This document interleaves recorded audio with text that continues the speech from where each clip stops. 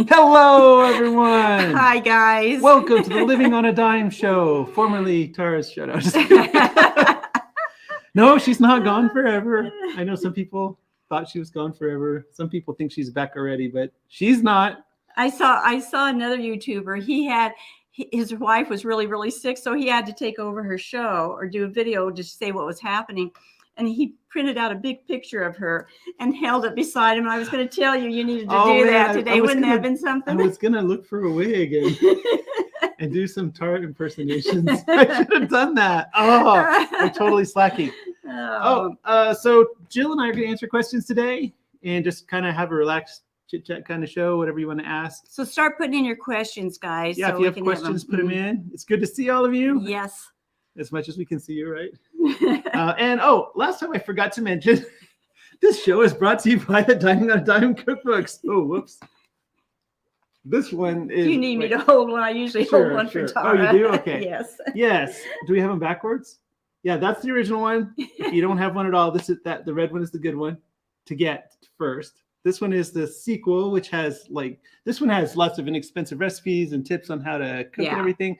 This one has slightly more expensive recipes that are a lot fancier, wouldn't you say? Well, what happened was chocolate chips, we thought those were expensive back when we wrote this. So they didn't recommend them. Yeah, so we put them in this, those types of things in this. Cheesecake is in this one, right? Yeah, cheesecake and things like that. This one has all the really cool basic things. And basic cooking stuff too. In fact, I was looking to see if maybe the boys and I should do a show. This finds a basic recipe. Let's go to the volume 1. Yeah, this is really good too because kids going back to college, weddings are happening, things like that. It's a good book, just like an encyclopedia more than just a plain old cookbook on cooking, but we've got cleaning tips in there. I was thinking today, we should have told you guys, we even have stuff for the kids in the summer. We have a whole kids section where they can make chalk or Play-Doh and do things like that. We've got gift baskets. I mean, we never ever touch all the time on everything that's in here. So yeah, well, the other thing is, some people were asking, this is our gluten-free book. Mm-hmm. It's been really popular in gluten-free niche sites. Recommending it. Somebody's recommending it, and Tara always says thank you, whoever's recommending it. And I can't remember who it was, but somebody from Canada asked about it because we don't unfortunately ship print books out of the United States. But there is the ebook version available. Mm-hmm. And for her, she said she didn't have a very high income. And I was like, you know what? Every time we have a sale, not every time, but a lot of times we mark the ebooks down too. So yeah. Now, are there ebooks on all of them, aren't they? All these come in print book or ebook version. So if you can't get the book itself, you can do the ebooks. Yep. So guess what? One of the first questions is, and I thought maybe it would be, how is Tara doing? How's she doing what? No, wait. Sorry. Go ahead. Actually, I think she's doing pretty good. She's having a good time in her yard. Her yard looks unbelievable. Did you put some pictures up? Oh, yes. I meant to have them here. Maybe I can download them in. Yeah, her yard, she's doing a lot of gardening, which she loves doing. And she is trying to rest, just take it easy. She looked a little rough when I came over this evening, but she said her allergies are flared up. But, I think she's enjoying herself anyway. So she is. Well, so for the first couple weeks, I was like, you're supposed to be resting. She wasn't working on the business, but she was cleaning out the garage and cleaning the house and stuff. But she said, well, it's easier for me to rest if I don't have to think about all that stuff. So yeah, which you ladies will understand. It's hard to relax in a messy house. If you can get the house clean and neat, then you can sit and relax. So that makes total sense to me. But Mary, please convey how much we miss Tara. I definitely will. We will. And I try to tell her, when you guys gave her happy birthday wishes and things like that, I usually try to tell her too that everybody's what your messages that you give to her. Yeah, I've been trying to share now and then without asking her work questions or whatever, although she's having a hard time on some of that because she's thinking, oh, I saw this channel where they're doing it. Don't be seeing that channel. Although she is doing better than I thought. We went to a garage sale and thrift stores and she didn't. One time she said, I feel like I should pull the camera out, but that was it. She's been doing pretty good. So yeah. So she's doing pretty well. Mm-hmm. The one thing she hasn't done that I thought she would do is paint. I think because that's a lot of the normal ways that she relaxes whenever she's doing the business stuff. And so she's just doing totally different things. She's getting, okay, like I said, once again, ladies will understand that she's getting stuff done that's been hanging over her head for a long time. And she's getting a lot of these odds and ends done around the house. And I don't know if Michael understands. That makes you feel good when you get that stuff that's just been weighing on you. I've got to do the business stuff, so I can't get the house stuff done. Now she's freed up to try to get some of that stuff done, you know. So You mean like when Jack and I replaced the starter the other day? yeah. So Yeah. she's getting a lot of stuff done like that. But Yeah, I guess I understand. There were a couple projects that I was procrastinating on a little bit because I tried it and it wasn't working. We had a breaker that was completely out. But it wasn't one that we really needed to use very often. It was an outside breaker. Jack and I brainstormed an idea and it ended up working. And so it took me a couple hours. And then I thought, oh, this is going to take all day someday. And it took 5-10 minutes when we actually did it. We didn't tell him about you going to, when you went to Colorado. Oh, my goodness. Tara and I both were going to have 5-day vacation. The guys were going to be all gone. So I wasn't going to talk to Tara. She wasn't going to talk to me. We were just going to have total peace and quiet. Can I tell that or not? Yeah, although I'm trying to think of which part. Well, so we thought we'd have 5 whole days. And I even told my mom, I'm not going to call you. We're not going to call anybody. We're just going to have, because to us, that's wonderful, having total peace and quiet. Well, first thing. They weren't having peace and quiet together. No. She wouldn't call Separate, Tara at all. Yeah. And so first off, she came, the boys were going to go meet Mike in Colorado and pick him up and bring him back home. And so she called and she said, oh dear, the car won't start. This was supposed to be our first day starting the rest. The car wouldn't start. So she said, is there any way the boys can borrow your car to drive to Colorado? And I said, well, yeah, sure. And she said, okay, we're on our way over to get it. So they come over to get it. Of course, it's hot and she's in a hurry and they're trying to get, the boys packed up and all this, and they're having to change cars over. She'd already taken the car. They managed to get it going enough to get it to the mechanic. So she comes in the yellow pickup with the boys to pick up my car, and they get my car and take it or driving it home. And I think if I understood it right, I may have gotten this a little bit, I'm not sure, but she texted me on their way home. Jack went and called her on Dave's phone and said, does a pickup need a muffler to keep it driving? On the way home? Yeah. Wait. Okay. On the way up to your house, because the muffler was dangling or falling off or something on the pickup as they were driving home after their other car wasn't starting. So finally they got home, got the boys packed up. They left the next morning and took off, and they weren't even 20 miles, if that far. They were 20, 2 30, miles. 2 miles. Yeah. Dave called. Go ahead. He said, Dad, oh yeah, we're stuck. The car's broken. Nan's car's broken down. It's like steam coming out of it, and he said we're like smoke 20 was miles billowing. from home, and it's just billowing. We're 20 miles from home, and I don't know. I was like, you're 20 miles from home, okay? So we kind of work out a plan. Then I'm like, do you have data on your phone? Can you look and see where you are? He's like, oh, I'm 2 miles from home. Well, it wasn't 2 miles from home. It was 2 miles out of town. Yeah.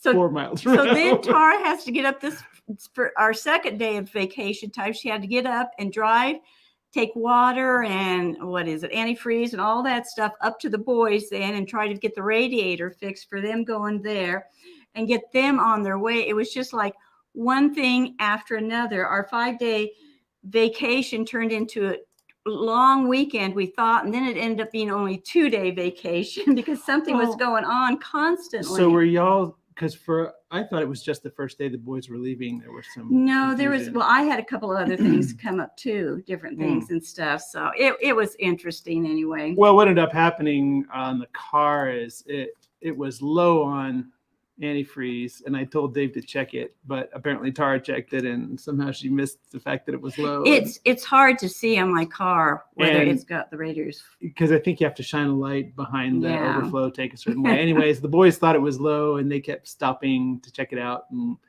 BJ and I were on the other end together, and we were coaching them through it on the phone, because I went to see BJ in Oklahoma, and we were he was coming back to Colorado for the summer, and so he and I were talking together back and forth between vehicles, and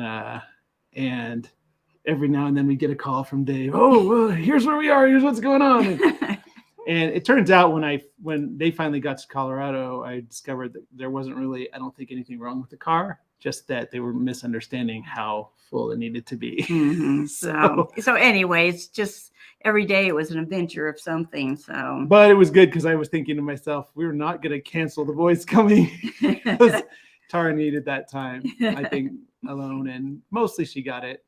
So yeah, she did. Yeah, Wendy. Oh, do we want? Is there anything else about that? No, huh? Oh, I just didn't want to not. No, huh? So let me look at some questions. We've just got a few things coming in here. Are you feeling better, Mike? I think.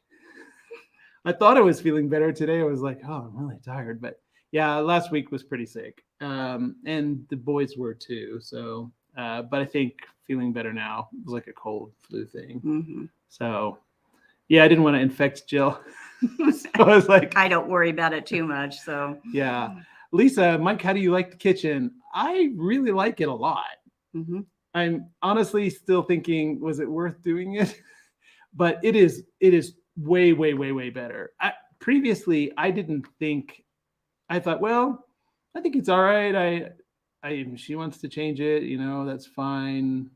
I think if it makes her happy, that would be good to have that not be a stressor. But now that it's changed, I think, holy moly, that looks so much better. Mm-hmm. And it is a lot easier to use. Yeah, I was going to say the flow is much better too. So, and I don't know if we followed up, but the contractors did rework the top. They came and took the tops and reworked them to hopefully seal that and prevent and smooth it out and prevent that from happening again. But they were going to come back with a layer of some sort of a top coat, and it was delayed in shipping. It kept having these supply chain type problems, and it kept getting delayed in shipping. And then Tara found out that we had some left over from a previous thing. So she ended up saying, I'm just going to put this on here while you're out of town because I want it to be done. So she did it while the boys and I were gone. She didn't spend, I think she spent like half hour doing it one day and then just had to leave it alone. So it's done. The kitchen is done. Mm-hmm.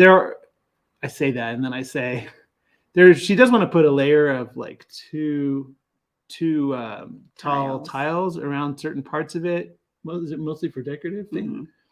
But it's not critical. And I told her maybe we should wait to do that until we're absolutely sure we like what's going on with the countertops. Because if we ever had to take the countertops off, we'd have to rip all the tile off. Mm-hmm. But it's done. It looks really great, and it's working great. Yeah, it's nice. I'm really glad for that. So, and it's what I like the best is it's really, really bright. I was going to say that's what I like too. It's just so much lighter and airier. And it's interesting because they got rid of like half of the cabinets they had in there, but she still has plenty of room to put stuff, which is usually the opposite. Usually people need more cabinets. So, yeah. Okay, Beth, I know this has been asked before. How do you store meat in the freezer without it getting frostbite? Okay. The only way a lot of people wrap it in freezer paper. They put it in like freezer bags, things like that. But the only way I've ever really found that it really truly works is I've got a vacuum sealer. And I didn't use my freezer a lot for years because it just, once you put something in the freezer, no matter how well you wrap it, double wrap it, triple wrap it, I still could always taste the slight freezer taste in there, and it would get freezer burn pretty quick. So if you can't get a vacuum sealer, my vacuum sealer, I don't buy, that's about the only one of I maybe have 3 little appliances, and the vacuum sealer is the main one of mine. I've used that thing more and more. I've saved more money. Even though it was kind of expensive, I've saved more money using that vacuum sealer. So I would suggest doing that, especially now that I use canning jars instead of the plastic bags all the time. Once you learn how to do the different things on it, it really saves you, and it makes things easier because I just fry up all my meat now or cook it up and put it in there and it comes out it tastes as fresh as if I just cooked it. Now, if you can't get a vacuum sealer, the only thing you can do is just wrap it really well. Make sure it's good and wrapped. Keep the date on it and use it, not when I say quickly, I don't mean you have to use it that week, but use it, keep rotating it and use it up as fast, as quickly as you can. Yeah. So mostly, I would say the biggest thing is it has to be completely sealed. Yeah, sealed and wrapped really well and sealed up. Yeah. So, and they have a lot better bags now that are freezer bags that are a little more heavy duty that works really well. What happens a lot of times in a freezer is people don't realize frozen food can absorb the smells or the whatever from the other foods. And so you have to be kind of careful of that. Yeah. Besides the freezer burn. Yes. Sorry. That's fine. I was just looking at the comments and questions here. I was trying to consolidate certain ones together because there were several about things that are related to the kitchen. There was that, and how do I like the kitchen? Somebody said about the workspace. Yeah, the workspace is great. Yeah, the workspace is much better now. It's actually a really nice kind of focus place for the house. And actually what's funny is because it's so bright, it draws all of your attention there. And we had some friends over that had come while it was under construction, and we were in the downstairs little kitchenette and then outside on the deck. And when they came the second time, I said, hey, how do you like the kitchen? They said, we love it. It's absolutely great. Well, you want the kitchen to be the heart of the home. And the person in cooking the counter was so high, it was almost like they were chopped off, even though you're sitting at the dining room table with them. Now it feels like everybody's in one big space. So yes. Oh, thanks, Diana. She says, and because you are so good with your money, the kitchen is all paid for. Congratulations. Thank you. It's kind of nice to hear that, actually, because it was an extraordinarily stressful experience going through all that. And I think I told Tara, for those of you who've seen The Princess Bride, I told Tara I feel like almost like we were on the machine that the bad guy puts them on, where it's like, right then, that's it. I've just taken a year of your life. It's like, it just, the amount of stress made it feel like, wow, we're sort of set back a little bit emotionally. But I think that'll pass and it'll be pretty amazing. And the cost-wise, you're right. It's hard to think about the fact that it is actually completely paid for. And that's something that would not normally be the case. So, all right. So, Beth, I had to wear my Get It Together People apron in honor of Tara. Wow, those are definitely collector's items now. Yeah. In fact, I ought to probably wear one if I do a cooking show at some point. Okay, so let's see. There were some questions earlier.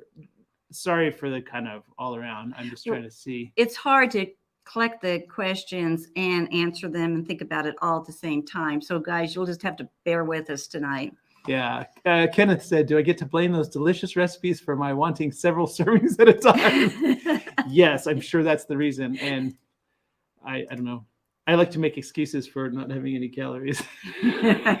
So, well, now that's not such a bad thing. I went and I was eating my lunch today, and I thought, okay, if I got a banana, and I went in the kitchen, picked up my banana, came in and sat on the couch. And I thought, well, now I need maybe some peanut butter and crackers. So I got up and walked in to get the peanut butter crackers. And then I was going to get, I think, a container of yogurt. But in my mind, I thought, no, I'm just going to take the crackers in and sit back down in the living room to eat them. And then I'll get up and walk back and get the yogurt, because that way it'll save some calories. You see? See? I thought if I just eat one serving, go in the kitchen each time to get one serving of something, that'll use up the calories from it. So yes. Yeah. I don't know. I think there's a commercial that was on TV probably 10 years ago with a guy like runs and gets on a treadmill and runs for like 20 seconds and then stands on a scale and there's been no change. That's what I think of. So we posted a banana bread video this week.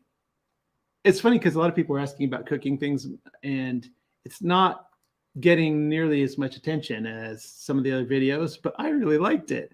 So if you haven't seen it, go see the banana bread video. But it did elicit a lot of questions, some of which I tried to answer in the comments because Tara's not looking at the comments right now. But I thought since we got some of them, I might ask you, since there are a bunch of the same ones. Laura K asked, when you freeze banana bread and then unfreeze it, the bread becomes so moist, or was that just my mother's banana bread? It was probably your mom's. You don't want condensation to get on it. So you might have to unwrap it a little bit to let air get into it when you unwrap it like that. Another thing, what I like to do with the banana bread recipe is, if I'm going to freeze it especially, is I make it into muffins instead. You just pour the batter into the muffin tins, and then you can freeze the individual muffins, and it seems like it's handier that way, you know, so. Yeah. So there were some more questions on that. Yeah, go ahead. I was wondering, because I thought, it seems like I remember that too.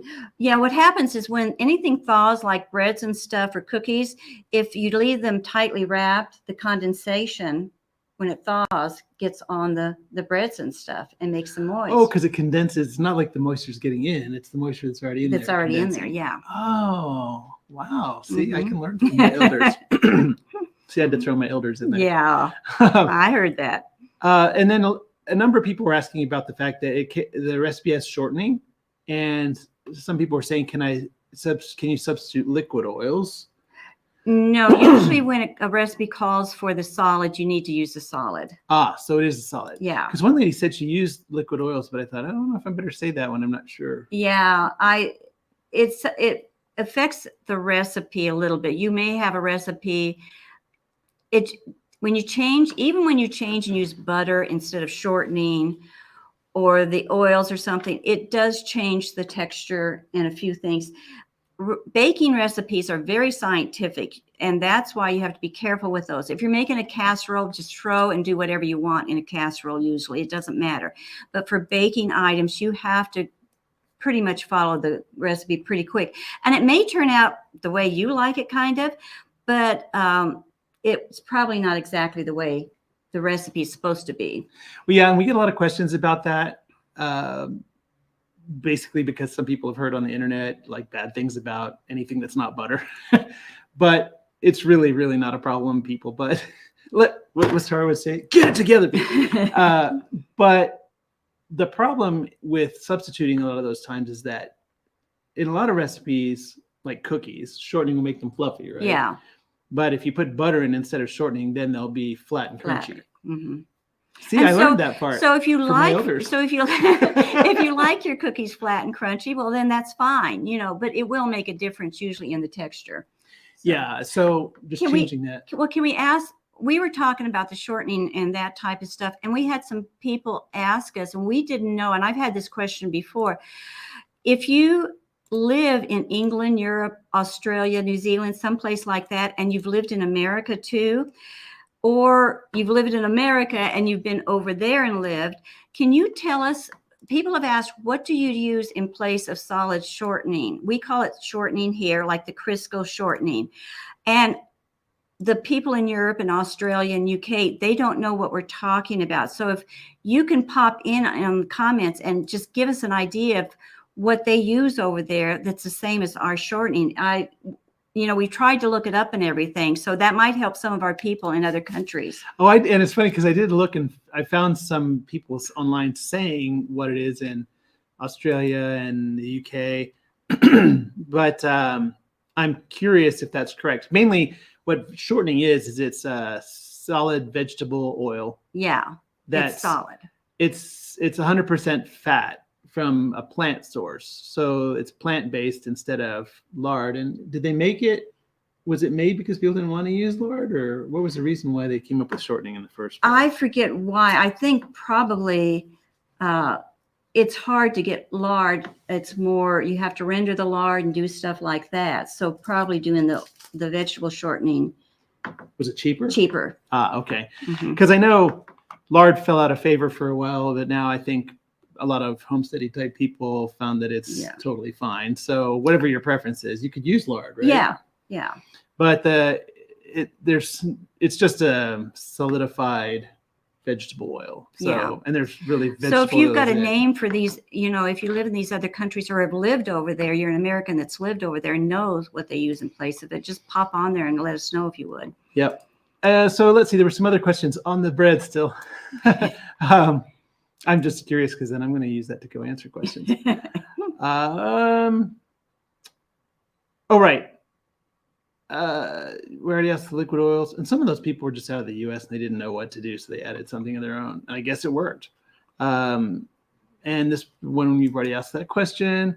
I love your banana bread. Joyce says, I love your banana bread. Made it once with white chocolate chips and raspberries, and it was a huge hit. Oh, yeah. Got 4 pounds of bananas on sale earlier today, so I will have a well-stocked freezer. And on the banana bread, you can add blueberries to it, anything you want to toss in there. And I haven't tried it yet, but some of you might try it. I heard somebody one time say to make banana bread with bananas that aren't overly ripe, that are just partially ripe.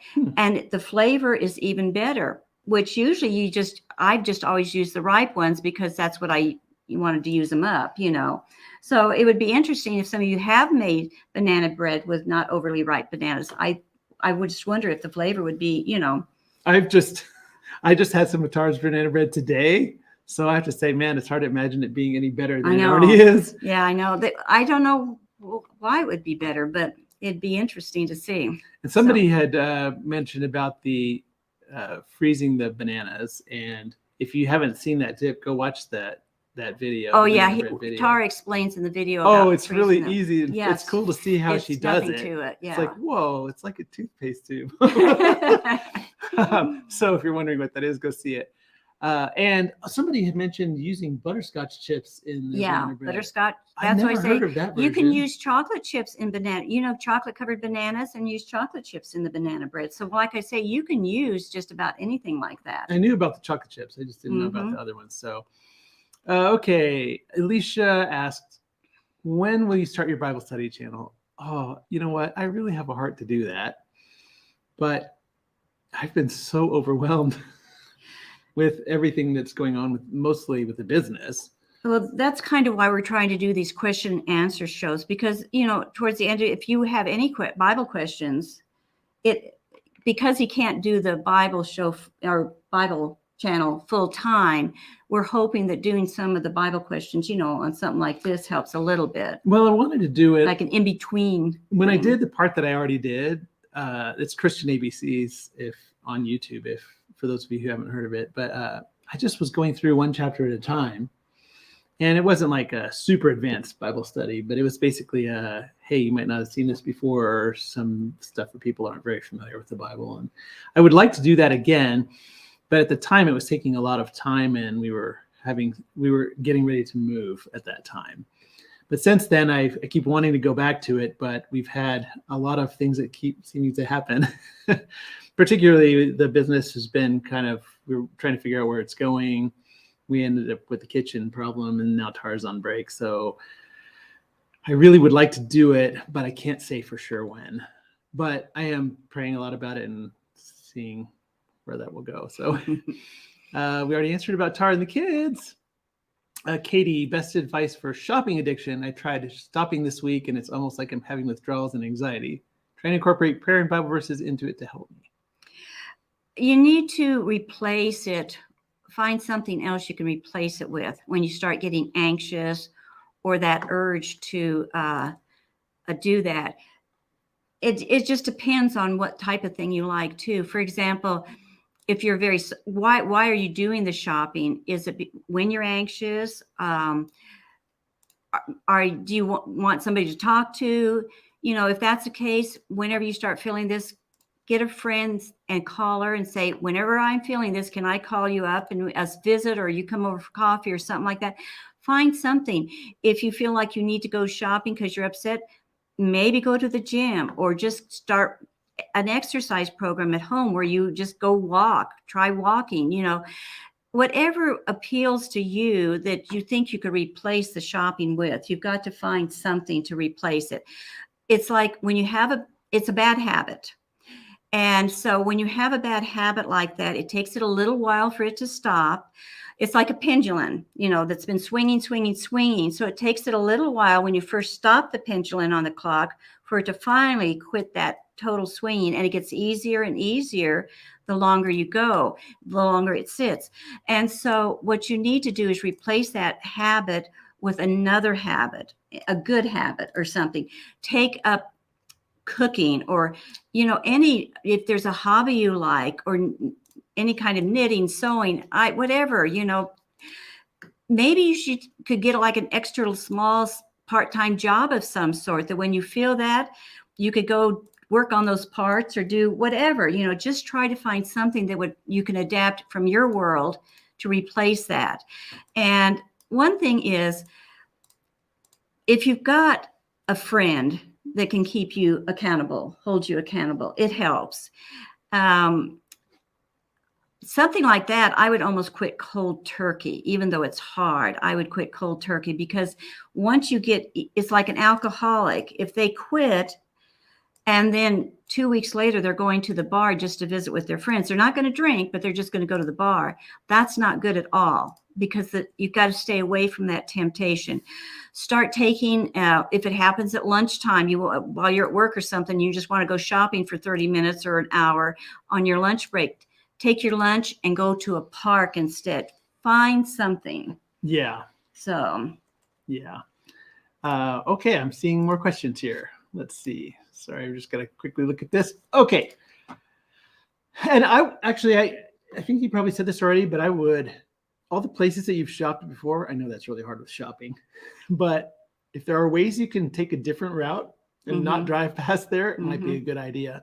And the truth is that I think the longer you don't do it, the easier it will be. Yeah, that's the pendulum thing that I was talking about. Yeah, it's just really, really hard in the moment, because you're basically coming off of a chemical high in your body from your body getting excited about it. And if you can let that subside so it doesn't keep creating that would be. Treat it like you would any other addiction, whether it's alcoholic, drugs, something. I know that sounds horrible, but that's basically what it is. So you have to just kind of treat it like an addiction and you'll hang in there. The biggest thing is don't give up. Hang in there. Yeah. Okay, so let's see. Gotta figure out where we were. I think I got it. Oh, right. Okay, sorry, I'm slightly confused. Louise, when I was cooking dinner, oil popped out. When I was cooking dinner, oil popped out on my arm. It hurts. Do you know where I can put on it? Go ahead. We have this green stuff that's made of aloe vera, and Tara keeps that in the kitchen. A lot of people keep that in their medicine cabinet. She keeps it in the kitchen for just that purpose. And of course, obviously, I rinse off the oil as quick as you can. Sorry, it probably is. And hold it under cold running water. When it first happens, try to hold it under cold running water. A lot of times when oil pops like that, it's because it's gotten a little drop of moisture or water, and that causes it to pop. So. Eileen, what do you think of the yellow truck company shutting down and there are 1,000 people losing their job? I have not heard about that. I haven't either. So I'm not sure what to say on that. Yeah. Although I would say that that would be bad for commerce in the United States, because it would cause the cost of shipping for things to go up. Sab, I'm having the most trying time of my life. I feel on the verge of a nervous breakdown. Any tips to cope? It's a combination of everything: job possibly ending, sick and dying family members, financial issues, and health issues all at once. What would you say? That is rough. It depends on whether you're a Christian or not. We deal with things differently. Having been through a lot of stuff like that, I do know that things do pass. If you can just keep going, that things do pass. It seems horrible in the moment, but with me, I have had to totally depend on God to drag me through some of these times. Once again, if you can get some kind of support from friends, family members. If you feel like you're about ready to lose it, call people, talk to them as much as you can. You know, it helps talking to people. And instead of stewing, I know a lot of people sit and stew. It's hard. Why I'm hesitating without knowing all the everything that's going on, your personality and all this stuff. It's hard to answer some of these questions, but what you need to do is, all this stuff is overwhelming, but you can take care of things. If you've lost your job, did he say it was job loss? He's already lost it, or she says job possibly ending, sick and dying family members, financial issues. Okay, first of all, you can't worry about what hasn't happened yet. You haven't lost your job yet. So don't worry about something that hasn't happened. The sick and dying family members, there's not a whole lot you can do about that, but be there to support them and help them as best as you can. Bill problems, that's one thing you can control and take care of. Look at your bills, see how you can cut back, how you can deal with them in a practical way. The things you can practically take care of, you take care of those things. The job loss, like I said, has not happened yet. So why are you even worrying about it yet? If you lose the job, then you can start doing a practical thing and figure out, how do I get another job? We worry about so many things that haven't even happened yet, that we can't deal with the things that are happening. So you need to be very careful with that, and don't become so anxious and worried about the things you can't control. And, so that's a place to start to do. Actually, that's perfect, because I've just been talking to a friend recently about anxiety, because this friend is having anxiety issues. And I was saying, I've struggled with this a lot in my life. And the main problem with anxiety, I mean, there are a lot of things happening in your life. That's true. Mm-hmm. But the main problem is anxiety is intense and really horrible, mostly when you're anticipating things that you're not sure how they're going to happen or if they're going to happen. So your brain, instead of solving the problem that is in front of you today, it's trying to solve all the possible problems that could happen in the future. So like if you lose your job, there are all kinds of ways that could come out. You could lose your job and have another one the next day. You could lose your job and be unemployed for 2 decades.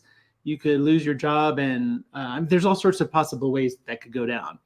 But the problem is, in your mind, you try to solve them all, especially the worst of them. Mm-hmm. And that's where a lot of that stress comes from.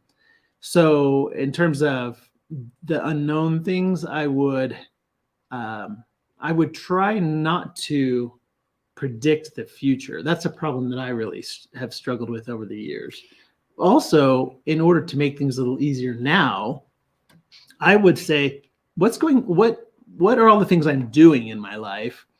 And in terms of obligations and things that aren't fun and refreshing, are there any of them that I can eliminate for now?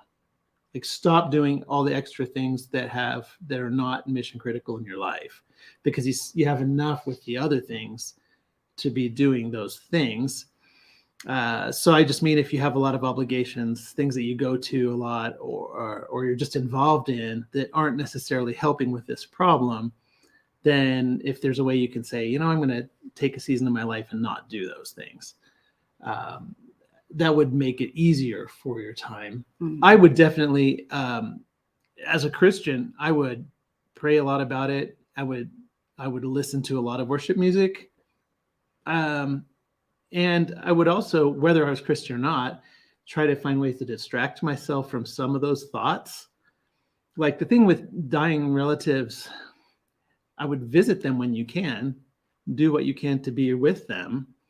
But in terms of the times when you're not with them or unable to be with them, I would try to distract yourself from the thought that they're going, because you can't really solve that. There are things you can do for the situation and problem, and then things only God can do. Yeah. And you've got to be able to figure out the difference, and then accept the fact that I I can't deal with this part. God has to, and just leave it in his hands. There's no use you worrying and stewing over it because you can't control it. And you're wearing yourself out with things you can't control. And so then you go to bed or you lay on the couch or you just stew some more and you get even more worn out instead of just accepting, okay, this is what I can do. Get up and be practical. It's like, and do what you can. And then you've just got to trust God with the rest. Yeah, definitely. And just do it that way. And it seems like there were a couple other things. From a practical standpoint, I would just eliminate all the things you don't need to think about. But part of that is on the financial things. Are there ways you can minimize your spending now? Mm-hmm. Because if that becomes a problem, you can slow like if you're spending all the money now, but there's a way you can cut back on that. Maybe you can save a little bit between now and if that were to happen. Mm-hmm. Also, there are things like when we were struggling with, we weren't out of money, but I had been paying off the house really aggressively. And then when we were doing the kitchen and the cost was going way over what we expected, I was thinking, oh no, I don't want to have a cash flow problem, which isn't necessarily running out of money, but it means running out of money today, knowing that the money is coming, but it's not there yet. And I started thinking, okay, I need to stop paying extra on the house and I need to stop any of these things that we don't need and reevaluating, is there anything that we're paying for regularly that we don't need to be paying for right now? All those things, if you can think about how to reduce that financial exposure, then if you do run into a problem like losing the job, there'll be less of an impact and you'll be able to sort of save and prepare for that. And I don't know your situation, but if you can, and if you stop worrying about some of this stuff, you may have more energy. And if it helps you to feel better, can you get like a small part-time job that you could have that would help with the bills? And you'd fall back on it if you do lose your job, or something like that. So what happens is you've got to start being practical, instead of worrying, start thinking about how can I fix the situation? Worrying doesn't do anything. I've heard this time and time again. It's like worrying is like sitting in a rocking chair, rocking back and forth, expecting to get someplace. And it just doesn't get you any place, so. Yep. Okay. Yeah. But mostly I really rely on God for that. Yeah. You just have to pray a lot and take walks and talk to God and remind myself. We and ask him every single day. We do not claim God's promises as much as we should. I didn't learn this for years and years. And I've mentioned this before, but God has so many promises. And instead of looking for those promises and reading them in the Bible and then claiming them and say, God, you know what? You told me you will never leave me nor forsake me. I need somebody here now to be with me. Or he won't let the righteous, go without food or their needs. He says he'll meet their needs. Yeah. And that's a promise. And there were times when I didn't know if I was going to even have any meals for the next day. And I would say, you promised me. And you know what? He has always come through. Never once. Well, in the Bible, we just don't ask and claim those promises. You see that a lot with the people that are close to God. And actually what I think is interesting is David, as far as praying, David is a really good example. If you look at the Psalms, he's always talking to God everywhere he goes. It's not like, oh, I have to find a closet and I have to get on my knees and I have to hold my hands together. No, he's just talking to God everywhere about all of his problems. And and a lot of times he's frustrated with God or with the circumstance that God has allowed to happen in his life. And he's free to say that and God's okay with that. And so I find that times like that, yeah, I spend a lot of time, if I'm really struggling, taking a walk and talking to God and driving the car and just thinking, hey, can you help me with this today? Help me to understand, help me to be patient through this while you're leading me through this, and help me to understand all sorts of things where he will do that.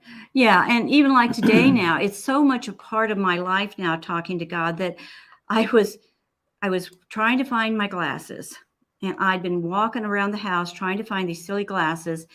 And I could feel myself getting very frustrated because I couldn't find the glasses and I needed to get something done and I couldn't do without my glasses. Well, I finally just stopped. I said, okay, dear God, I need my glasses. If you would help me find them. And then I just took off and, I was just left there with him, figuring he'd show me when I needed my glasses. He'd show me where they were. Instantly, I found those glasses. I mean, and I'd even looked in that area. So, Yeah. what are you laughing Sorry, at? I got distracted. So Jack from Wyoming posted in the comments, Mom wants to know if you guys want potatoes for dinner. Tell her yes, we would love to have potatoes for dinner. That's too good. That is our Jack. Yeah, that's our Jack. That's funny. It's funny Are though, we because frozen? he's usually more of a prankster. No. Oh, okay. I just, yeah. I'm looking at 3 things at Oh, once, and if they're okay. all I was ringing, gonna it'll say. slow everything down. Hmm. So, yeah. So anyway, Dine It Frugal with Danny. Hello, Danny. Says this is one that people said online. I think it's Copha, COPHA in Australia. COPHA. In Australia, but I've been able to get Crisco shortening easily here as well. Wow. Oh, I did not know okay. you could get Crisco down there. Basically, the Kofa, is that pretty much exactly the same, or is it a slightly different product? Yeah, because a lot of times we talk about white syrup and dark corn syrup, white corn syrup and dark corn syrup. And people in England don't know what that is, but they have golden syrup over there. But I don't think they're exactly the same, but it's as close as what they can get. So I wonder if that's the same type. Yeah, I also know there are things like people have been asking about graham crackers because Tara did the cheesecake video a little while back. If you haven't seen that, go livingonadime.com, check out the cheesecake video. But on that one, some of the people in the UK were asking about, they don't have graham crackers. Oh, really? I didn't either. But they did ask you about digestives, which we have some experience with because we were there, but they're not exactly the same, but consistency wise, they probably would work. To substitute for graham crackers for a cookie crust, for a crust like that for the cheesecake, you can basically take any kind of like a crispy cookie and crush it up and use it in place of the graham crackers. It depends on what flavor. For example, if you're making a banana pie and you want a graham cracker crust or whatever with banana pudding in it, you can use chocolate cookies crushed up. That would be really good, to make the crust out of. So, if you're doing maybe some kind of fruit flavored thing like strawberry pie, a chocolate cookie chocolate cookie crust would be good. So just get the cookie flavor that would match with whatever you're making. Yeah, absolutely. Okay, so let's see. I scroll down my list and now I'm out of there. Right. And here's another thing. I'm sorry. No, that's fine. You know what? I don't make a crust anymore for my cheesecake, for nothing. I don't make any of my recipes that call for a graham cracker crust or a crust like that. I don't have the time, and I love eating it just straight out of the pan. So half the time people leave the crust anyway sitting on their plate for something like that. So if you don't have time, just do it that way. Yep. Go ahead. I'm sorry. Angela, Mike, I got a Bible and love it. Thank you from North Carolina. Yay. Oh, you're welcome. By the way, if you're out there and you need a Bible and you don't have one, we do give away a free Bible. I'll share the link here for that. You know what? And those of you that have contributed for the Bibles, I wish we could do this. It's not really, because we can't ask the people about it and stuff. But I wish you could read some of the emails and letters we get from our viewers that we've sent the Bibles to. We got one just this past week that her 88-year-old mom got saved. Wow. From one of our Bibles. I did see that. That was pretty amazing. And so thank you guys, because it's doing something out there, and we get letters like this constantly. We really do. So we can't always let you guys know, but we do appreciate it, and it's doing things. So it is really cool. And we've been hearing a lot. Thank you for those of you who share, because it is nice to know that it does. It means a lot when you let us know on that, because it's encouraging. Yeah. Actually, That's why I was wanting to let you view. I have been shipping the Bibles lately, and I pray over all of them that God will make sure if something happens in the mail, they get to the person he wants them to get to, and that it will be a blessing to them, and that they'll come to him as a result. So there was somebody asked about, does the Bible say we shouldn't have pictures of Jesus in our home? It doesn't say you should not have pictures of Jesus in your home. It does say in Exodus 20, you must not make for yourself an idol of any kind or an image of anything in the heavens or on the earth or in the sea. And I think a lot of people think maybe you shouldn't have pictures of God because God is, if you read the Bible and you see how God describes himself, he's a kind and loving God, but he also says, I'm a jealous God. And when he says that, he's saying, there is no one like me. I'm the one that created everything. And people can say, well, isn't that kind of snooty? Or God has the right to be because he is the one it's true about. So Exodus 20 says not to make an image of anything in the house, but at the same time, you could think of that as a lot of images of other things too. But I think the issue with God is the image can never remotely approach how amazing he is. So in that sense, it's a faulty view of him. Mm-hmm. Is that what you would say on that? Yeah. We really don't know what Jesus looks like. We have kind of descriptions a little bit, but we really don't know. So even to have a picture like that, are we sure? But I heard something today that I thought was very interesting, that it's one of those things that it's not definite in the Bible, but if you feel convicted about it, just don't do it, is basically what it's not one of those things like it's going to keep you from heaven or anything like that. You need to go with a lot of these things, use discernment. We need to practice more using discernment on these. But I heard something today. They were talking about this show that had Jesus portrayed, in a show, a TV show and everything. And I was I was saddened and horrified all at the same time, because people were talking about being drawn closer to Jesus after watching this. But when they said now when they pray, they envision that actor that's portraying Jesus. And they're praying to them. And they think this is okay. And so when they go to pray, they envision this picture of this actor in their mind, and they're praying to him. So we got to be kind of careful on some of these things. Something may seem not that big of a deal, but it can grow and expand into something. Satan's very subtle in getting us started on these little tiny things that we think it's not going to hurt anything. But like I say, if somebody has a picture of Jesus in their home, I don't think one way or the other when I go in there. It's neither here nor there to me. I don't happen to have any in my home, but it's just because I've just never, wanted to have one necessarily. I don't need a picture of Jesus in my home. I've got him with me all the time. I'm talking to him all the time. He's just there with me. I don't need the picture of him. You know what I mean? Yeah. In Romans 1, it talks about how he could be seen in everything that he's made. And so I think for me, it's like looking at the art and knowing the artist, even though you don't see his face, you still know him. I mean, we know him if you're a believer, then you know him because he's in you.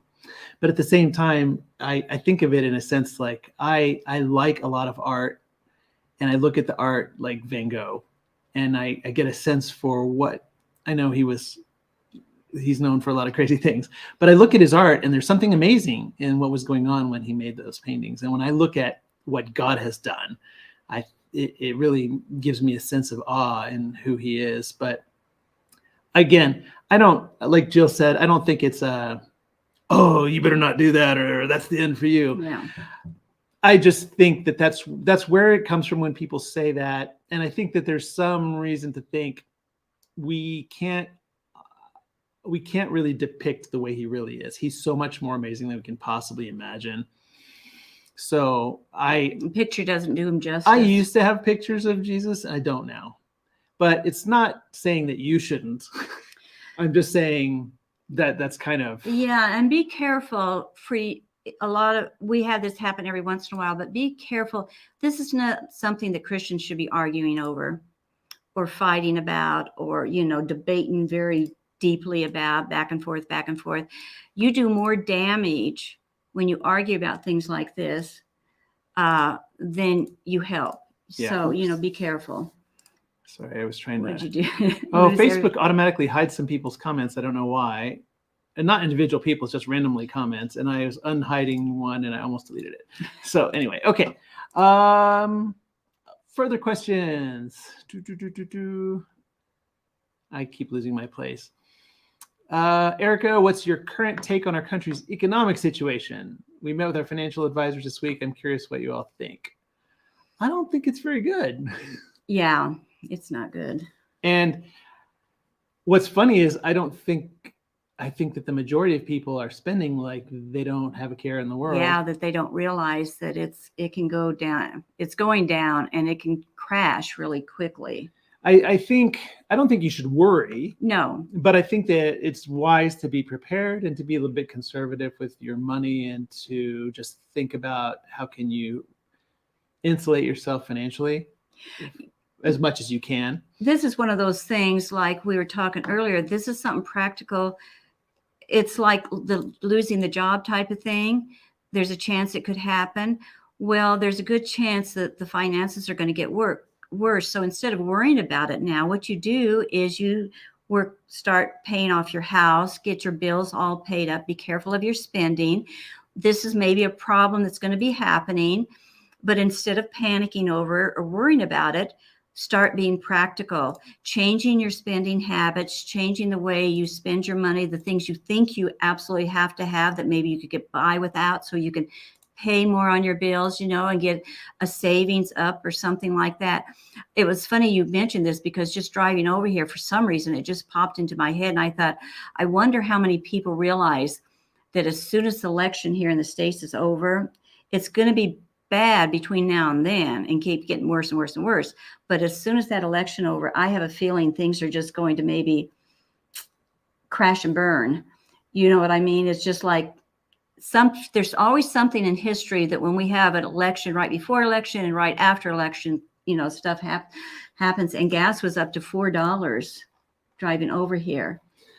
And so that keeps going up and down, but it's been gradually keeping going up. So this tells me that, there's probably things are happening in a lot of different ways. Where I see problems, again, I don't like to, first of all, how bad is it going to get? I don't know. Yeah, we don't have any idea.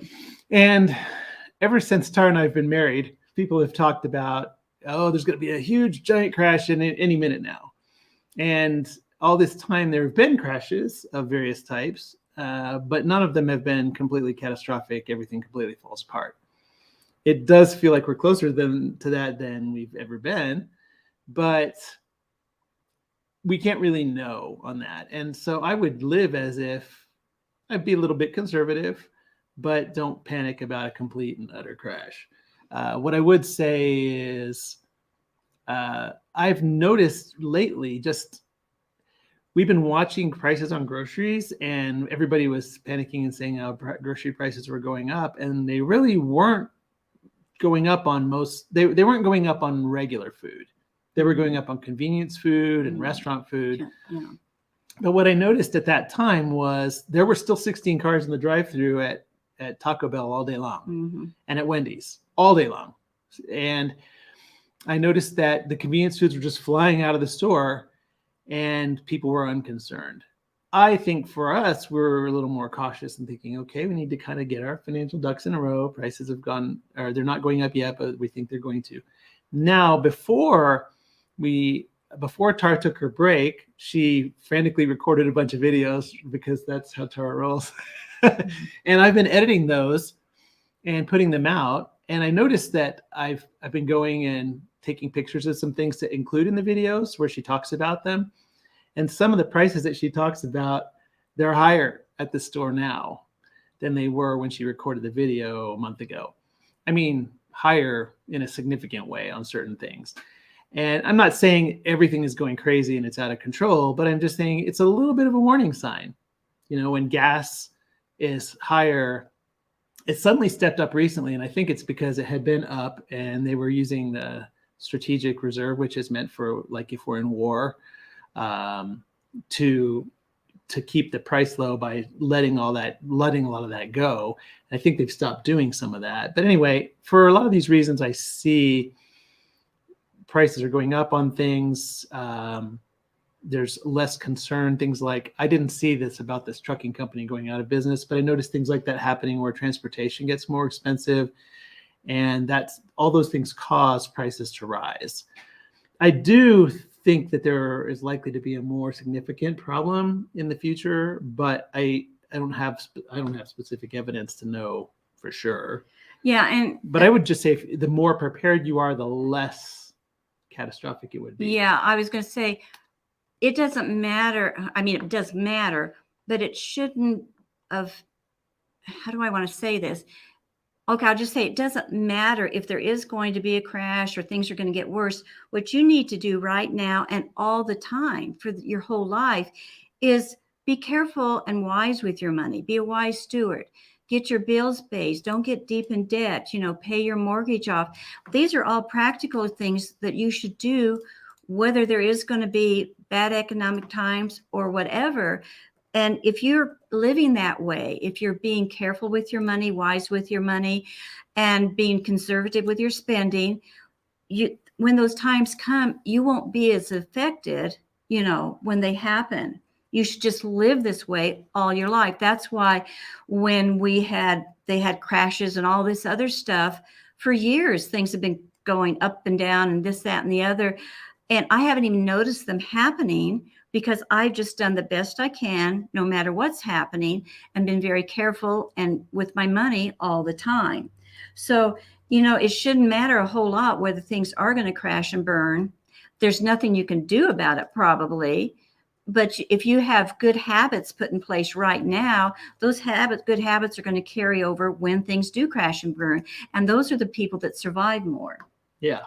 So, well, that's the thing. It's funny because I mentioned that ever since Tara and I've been married, which is almost 20 years, no, almost 30 years, people have been saying that the entire thing is going to completely crash any day now. And I do see that from a biblical standpoint, a lot of Bible things suggest that there's going to be some real bad times in the near future.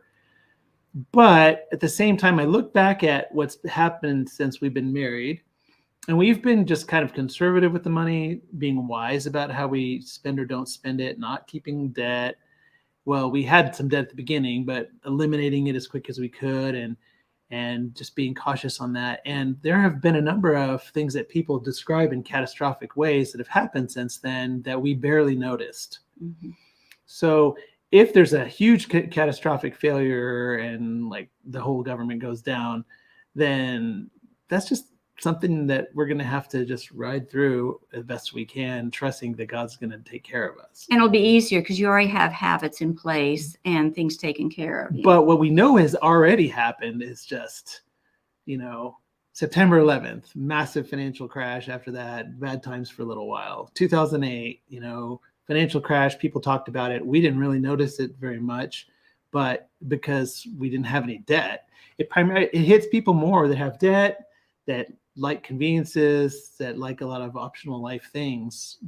Those things hit you harder. And debt is the kind of thing that even though you maybe are only spending on what you think are necessities now, if you have the debt, it's money you already spent on something that you didn't actually have when you spent it. Yeah. And so that's kind of what I would say on that. As far as predicting how it's going to go, not really sure. Mm-hmm. I do agree crazy things happen around elections and we're coming up to one. So it'll be interesting to see how that goes. Mylar, appliances are conking out one by one. Definitely need a new stove and dishwasher after your experience with bad appliances. What brand do you suggest and where to buy? We have some videos on Yeah. the channel. You might go search for them That would be best for you to watch. about buying them. The appliance videos. Our appliance guy, Pistol. Oh, am I allowed to say that? Yeah. Yeah. That's his name, but I'm like, yeah, we talk about Pistol all the time. Everybody talks about Pistol. He gives a whole lot of really great information in there. I do know that even though we got all Whirlpool appliances, and the stove has been flawless, no problems with the stove. The dishwasher made some weird noise at the beginning, but it turns out it's just something that you're supposed to know about it, that they didn't document in the documentation, that basically it didn't have any water in it yet and it made some crazy noises. But after we figured that out, it's been fine. So it's only really been the refrigerator that's been a struggle. And so far, it's been a pain in the backside dealing with it, but Whirlpool has paid for all the warranty, all the work so far for them coming out to check it. It's frustrating that they have to come out and check it, but they have so far paid for that. And Pistol says that Whirlpool really wants you to be happy. So we'll see how it goes. We'll keep you updated on that as we go. But check out our videos, because Pistol had some the videos really have a lot good, more information yeah. than I could say. And at this moment. But anyway, Kim, I would love to see Mike cook. Thank you. Actually, Dave and I did some cooking shows when Tara was unavailable in the past, and it would be fun to reenact some of that. Although there was one day where I think we actually used a picture of it for the thumbnail, but we were just messing around with kitchen utensils like we were sword fighting and stuff, and the pictures are great. I'm really, laughing really because before they did the video, I think Mike was on the phone with me for about 3 hours pumping me for information. Do we do this? Do we do that? Yeah, back then. Well, and so I would actually sometimes, it was when I was cooking something unusual. I thought, how is this going to turn out? Tara doesn't have any of this. What do we do about that? Usually I look for all the ingredients ahead of time and lay them all out and go to the store and buy what we need. And in those days, Tara would just kind of go with it and realize, oh, I don't have this, so I'm going to substitute that. But I was trying to think about something that I think that when I did it with him before, we made something unusual, and I was thinking about sticking with something that the boys would more like to eat right then. So, Colleen's Essential Life, are we going to see the other rooms Tara was redoing? I wonder do you mean the laundry room and the repainting the living room and stuff? Yeah. Maybe. I didn't think about that. It is looking really nice. Actually, it's funny because as we talk about the kitchen, we completely overlooked the fact that she entirely repainted the living room, redecorated a lot of things in there, reworked a lot of we have this big pantry area. Well, it's a pantry laundry room. It's a laundry room kind of mudroom combination thing, and it's probably 200 square feet. It's a huge room. And she did go in and repaint and rework the cabinets and a lot of stuff in there. So I guess there's a reason why. I wish she'd show you the downstairs. She had that decorated gorgeous, really pretty. Yeah. You mean now? Yeah. The downstairs is really cute too. Yeah, because our downstairs was kind of vacant for a while after Jill moved out. Well, Jill used to live down there. I'm sorry. I don't know if I should say, but we used to make reference to the elderly in our neighborhood. The boys would come down there to me and say, Nan, we came to visit the elderly in the neighborhood. Yeah. And now sometimes when we go visit her, they'll say, we're going to visit the elderly formerly from our neighborhood. So, anyway, okay.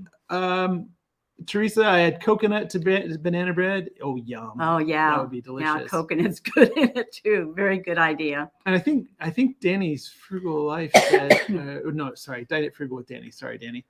I think she said also in the comments that she used coconut oil, and apparently you can use that in the banana bread, but I think it might change the flavor a little bit. Or the texture too, a little bit. Maybe. Coconut oil. I love coconut stuff for a lot of things like coconut milk or coconut milk creamers and stuff for the coffee, but it does make the coffee have a little bit of a coconut taste. So if that's okay, then that's cool. But for banana bread, that might not hurt. But texture-wise, you think it might not be the best choice. It just really depends. Because I notice a lot of people now are cooking breads with different types of flour and things like that. And they look nice and they taste fine. but they're not the light, fluffy, they're making white bread is what they're doing, but they're using different types of flours. They're much more dense a lot of times, that type of thing. And they taste fine. So, it's not that big of a deal. Yep. Oh, a bunch of people saying happy birthday to Tara. Thank you. Oh, we will tell her. I will tell her. Mm-hmm. For those who are wondering, for those who didn't already hear that, her birthday was a little over a week ago, but I think some of the stuff that's just coming out on the channel refers to her birthday. To birthday. Yeah. It's kind of like your birthday. A lot of people were wishing you happy birthday. Yeah. So, all right. There's tons of stuff here that I didn't see in those comments, but I'm looking at my other list here real quick. How about pudding in the banana bread? Would the texture be like? I think that would work because it would be like a pudding cake type thing where you have the pudding cake. So I think it would work. Mm-hmm. Yeah. That's just putting the powdered package in there. Janet, when is Tara coming back? We're not totally sure, but September, probably in the earlier part of September. We're not really sure yet. Honestly, it would be nice if she could have longer than that, but I think she's feeling like she's going to need to come back, and for business reasons, we're thinking she'll probably come back around the beginning of September. Yeah. It's funny because I think she's appreciating having the time off, but she does struggle with thinking, oh, we could do a video on this. So that shows you how that's a habit with her, thinking like that. And that's why these habits are really hard to break, so you have to. Yeah. That's why she's cleaning the house so much, thinking about projects.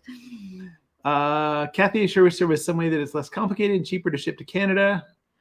I would love. We've had trouble with that for years. Canada just is hard on us. And it might be you that I was talking to earlier, if you made a comment on a different video, but we do have the ebook version, and you can get. I know it's unfortunately not as good as a print book, or not the same, but we do offer the ebook version, which you could have even today. But if you want to wait for a sale, we do mark them down sometimes. The ebooks down. The ebooks. Yeah.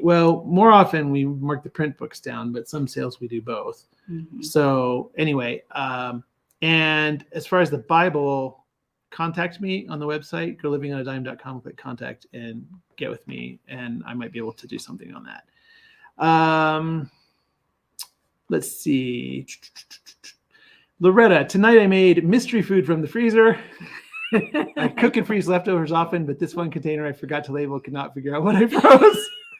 So I put a big block of frozen something in the pot on low fire, cabbage soup, and last night's meal was some leftover pork chops and gravy. Added both together, so big pot of soup and homemade biscuits tonight. That's a way to do it, really. That's good. Win-win and no work. Yeah. It reminds me of years ago, I used to buy canned goods that the labels were peeled off of them, and they'd have them in a bin, and you could just pick it out for 10 cents or something. You could get these canned goods. You had no idea what you were getting at all in this stuff. So Emily, wow, tough question, Emily. I have a question. I'm just joining you. I'm just now joining you. The Bible says God is love, but the God of the Old Testament seems to be vengeful, angry, unforgiving, and cruel. Help. Okay. I have to think for a second here. First of all, God is love, and God is perfect love. Everything good that exists anywhere comes from God. And for even the people that hate God and curse his name and will never come to him, all the good things they have in their lives are because of his love and the good things that he because everything good comes from him. So far, are you okay? Mm-hmm. I mean, if you want to say something. No, go ahead. Regarding in the Old Testament, okay, so the thing with God is he is perfect, and he's perfect, and everything good comes from him. And go ahead. Well, first of all, what happens is, I don't know if you've read the whole Bible through. You have to read the whole Bible through in context and take it that way.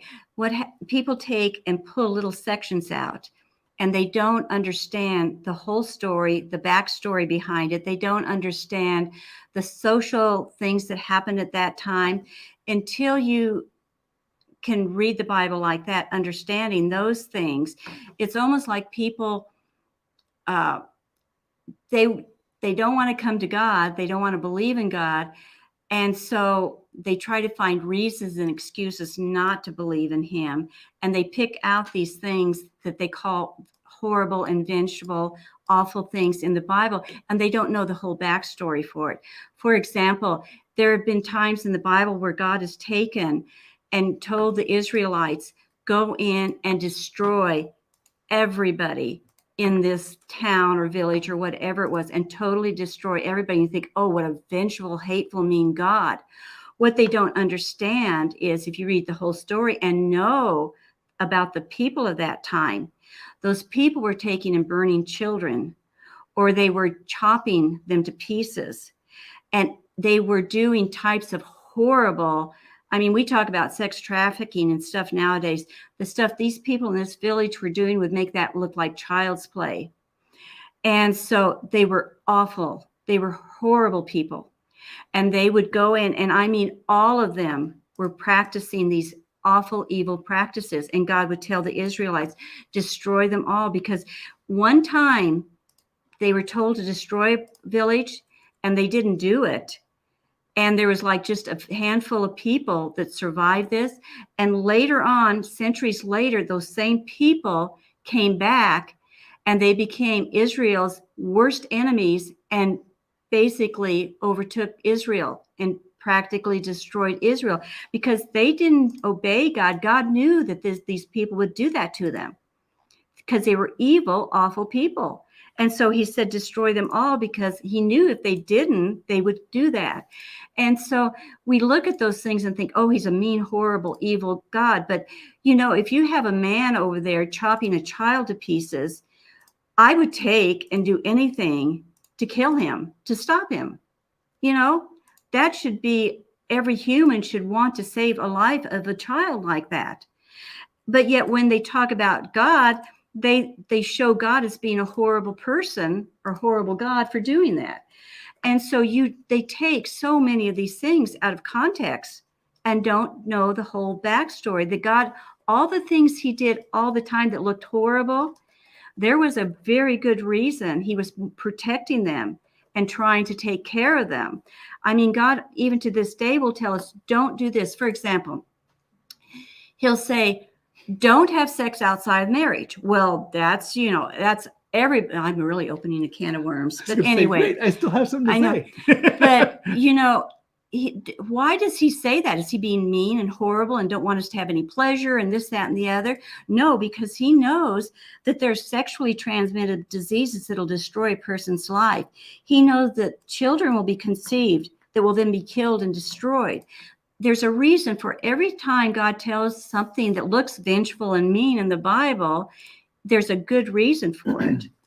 Well, and I know a little bit about where Emily's coming from because we've had some conversations with Emily before, but but I would just say, I understand. Well, but it does. If you read the Bible and you see that, it seems a little odd. But when you read the entire thing, what you learn is that God is perfect and God is all love, and everything good comes from God, and he designed everything to be that way. But in order that we could actually truly love him, we had the opportunity to choose not to love him. And when we choose not to love him, then we sin. And sin when the first people sinned, it brought death to everyone and all of the creation, really. Like the Bible says that all the bad things that happen to even the creation are the fault of human sin. So like when trees die, it's because of sin. And God's ultimate, when the world is regenerated in the future, when in the new earth, there will be no death at all, no decay, nothing will have dead things at all. And so what I was trying to think of, because it's a little bit of a difficult way to explain it, is God is perfect and he absolutely loves, but God hates sin because sin rejects God, completely rejects God. And that's the one thing that God will not tolerate, is rejecting him. And in the Old Testament, what was happening is people were doing detestable things, trying to really replace God. In fact, the original sin, when Eve took the apple, but Adam was standing the fruit, but Adam was standing right there. Both of them chose to sin, listening to the devil. And the Bible said regarding what Eve heard was that she wanted the knowledge that God has. And that's the problem that people have had all this time, is they want to be God in their own lives. So it's funny because Lois said, why do people blame God for bad but take credit themselves for good?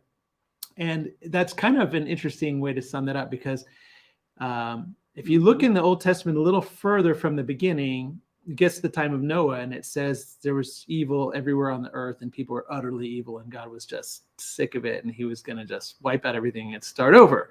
Well, he knew that was going to happen before he even created anything, because he had to give people the ability. He chose to give people the ability to reject him in order that when they love him, they truly love him. So I'm making this a really long explanation. After Noah's Ark, when all the sinful people were wiped from the earth, and Noah and his family were there. Well, they were still sinners too, but the Bible then records, is it the next chapter or a couple chapters later, the Tower of Babel.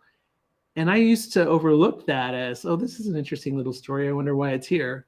In recent years, I realized the Tower of Babel story is all the people of the earth getting together to build a tower up to heaven so they can overthrow God. And so again, all of their thoughts are bent on evil. And when God came to Abraham and said, hey, I'm choosing you to be the father of a nation. Your descendants are going to be greater than the sand on the seashore and the stars in the heavens, and I'm going to bless you, and I'm choosing you. And then there were lots of others that came in and opposed. Partly they were trying to destroy Israel, but partly they were just rejecting God. And like Jill was saying, the part about when I say people don't want to follow God, they would make all their own gods. And since there really are no other gods, they're worshiping themselves. But the gods that they created were big statues. And when Jill was talking about babies, what they would do to worship, well, first of all, there were a lot of bizarre sexual practices that they would use to worship their false gods. But what I think was what really comes across in the Bible as awful as as part of their worship, they would throw their babies alive into the fire. And there was that kind of stuff. So God, when you see the part where it says, where it looks like God is vengeful, God is, he's purging the evil. Mm-hmm. And he actually says, there's some times where God, in the Bible, there are prophecies that I'm gonna send you in, and you're gonna take all this land, and it's gonna be yours. But it's not gonna happen for 3 generations, because the sins of the Amorites have not, I forgot how it's exactly phrased, but they haven't reached the tipping point yet. So he's giving the people a chance, but he knows that they're not going to come, and that they're going to oppose him. Mm-hmm. So when God sends the Israelites in to just completely kill everybody in the town, the Bible says that that's God executing his vengeance on them. But then the vengeance isn't like, I'm mad at you and I'm doing it. It's like, I know, like Jill said, you're going to go in and you're going to learn the practices of these people and adopt them and turn against me and God. And I know that that's going to end in your death. So it's going to hurt you. Yeah. I'm going to stop it. And so God is not vengeful in the way that we think of vengeance. Mm-hmm. His vengeance is just. It's like, oh, you're gonna hurt these are the people I chose, or this is me, God, and this is my name. You're gonna hurt that or damage that, and I'm going to stop it. So it's not really, it's just what we would call justice is what when it says vengeance, it's God's justice. Yeah, he's just being just. And we believe in justice, We want justice as a human. We expect justice from other people and to give to other people. But yet when God does it, for some reason it makes us, Well, I mean, it does sound. It sounds especially since we have like everybody's protected from everything. Everything's really easy. Because we don't understand too we don't recognize how bad a lot of that stuff was. And we forget that God gives these people chances time and time again. Change your ways, change your ways. But they don't. It's like a rebellious child. The parent keeps saying, you've got to stop doing this because it's going to hurt you. And you keep saying, don't do this, until finally you have to get firm with them and maybe do something, to discipline or to punish them, to try to keep them from hurting themselves worse. But it is interesting though, because I've been reading a lot in the Old Testament lately, and I've realized it's funny because even with Israel, he'll say, I chose you as a people. I told you these things. I said, these are the great things that I want to do for you. But if you sin against me, you decide you don't want me, these are the bad things that you're going to have happen because of the choices you're making. And he says that over and over and over again through all these books. And he keeps retelling the story. I made this promise that if you did all these things, or if you followed me, that I would bless you. And that if you turned from me and rejected me and rebelled against me and said, you don't want me as your God, then these are the bad things will happen to you. And then as time goes on, it turns out that they enjoyed the blessings, and then they turn on him, and then they don't.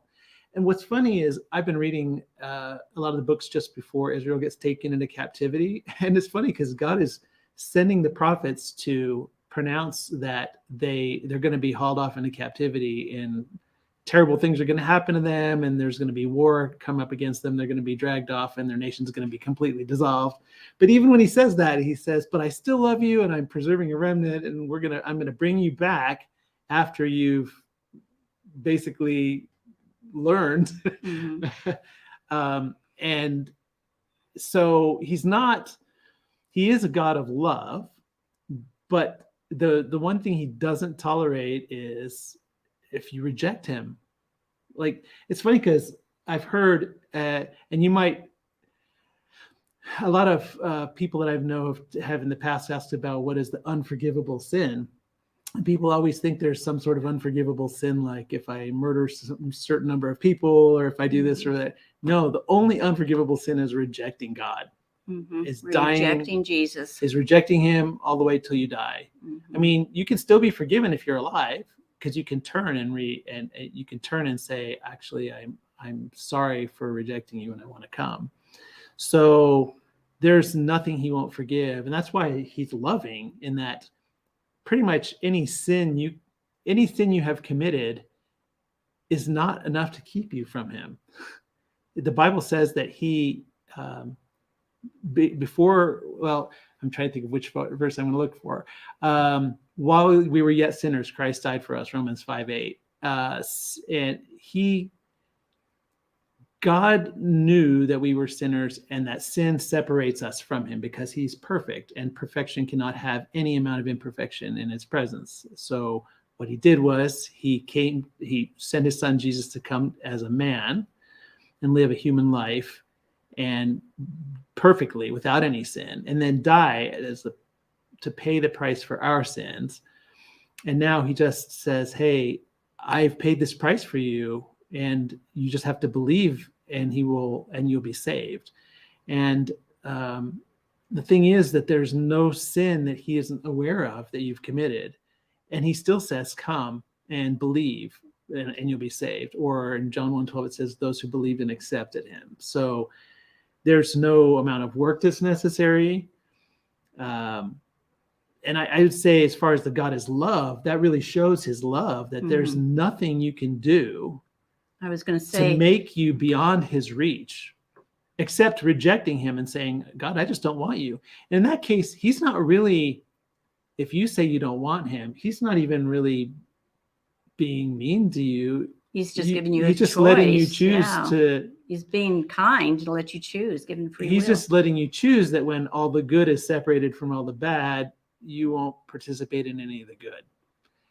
And so that's a long way to answer the question. But so God is a God of love, but the stuff in the Old Testament, there's a reason for it. Mhm. Is that there was so much evil and largely he was trying to protect Israel. And there were some places where Israel went in and they did mostly what God said, but they kept a couple of things, or maybe they kept the king because they thought it'd be fun to trot him around and show how they overcame him. And then they started learning about what these other people did, or maybe they would. There are some examples where they made a treaty with some people they weren't supposed to make a treaty with, and then they married the people from the other groups, and then they started worshiping the false gods, and then they rejected God completely. So that's where he's sort of showing where those things can go. So the things that look evil and vengeful really aren't. Yeah. The one thing is, You though, just- that's really important to understand is that God, when it says he's a jealous God, he is the only one that gets the credit for all the amazing things that he's made.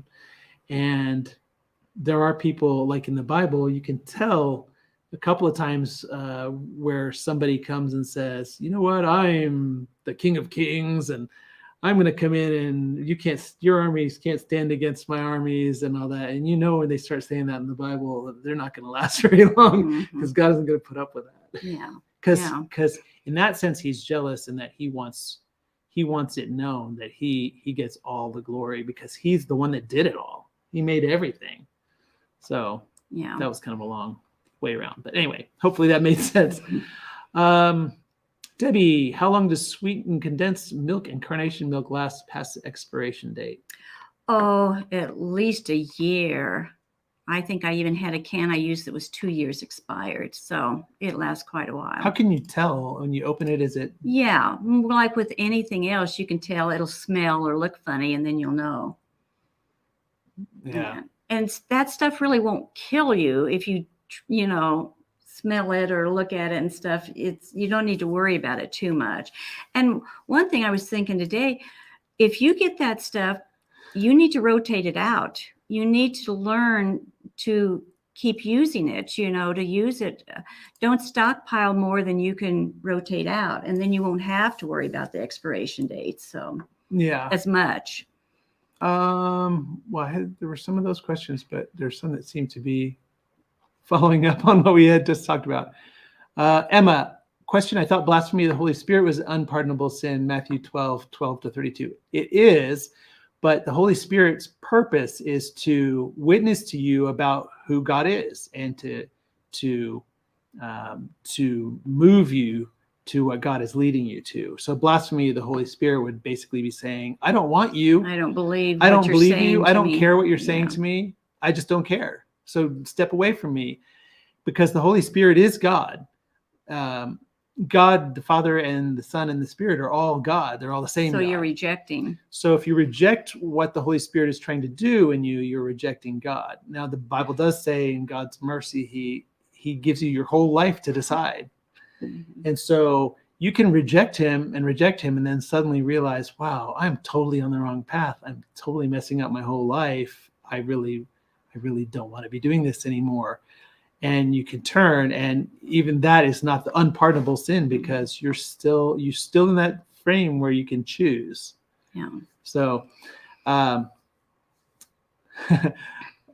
was another question that I thought was related, but I don't see it. DGS, what is considered biblically modest dress for Christians? The Bible doesn't really specify. No, excuse me. It doesn't. But I think most of us instinctively kind of know what modest dressing is, not to be. If it leads a lot of people to sinful thoughts, Yeah. it's probably not. Yeah. It's probably not biblically. If you've got a husband or a dad or something, ask him. Guys won't they?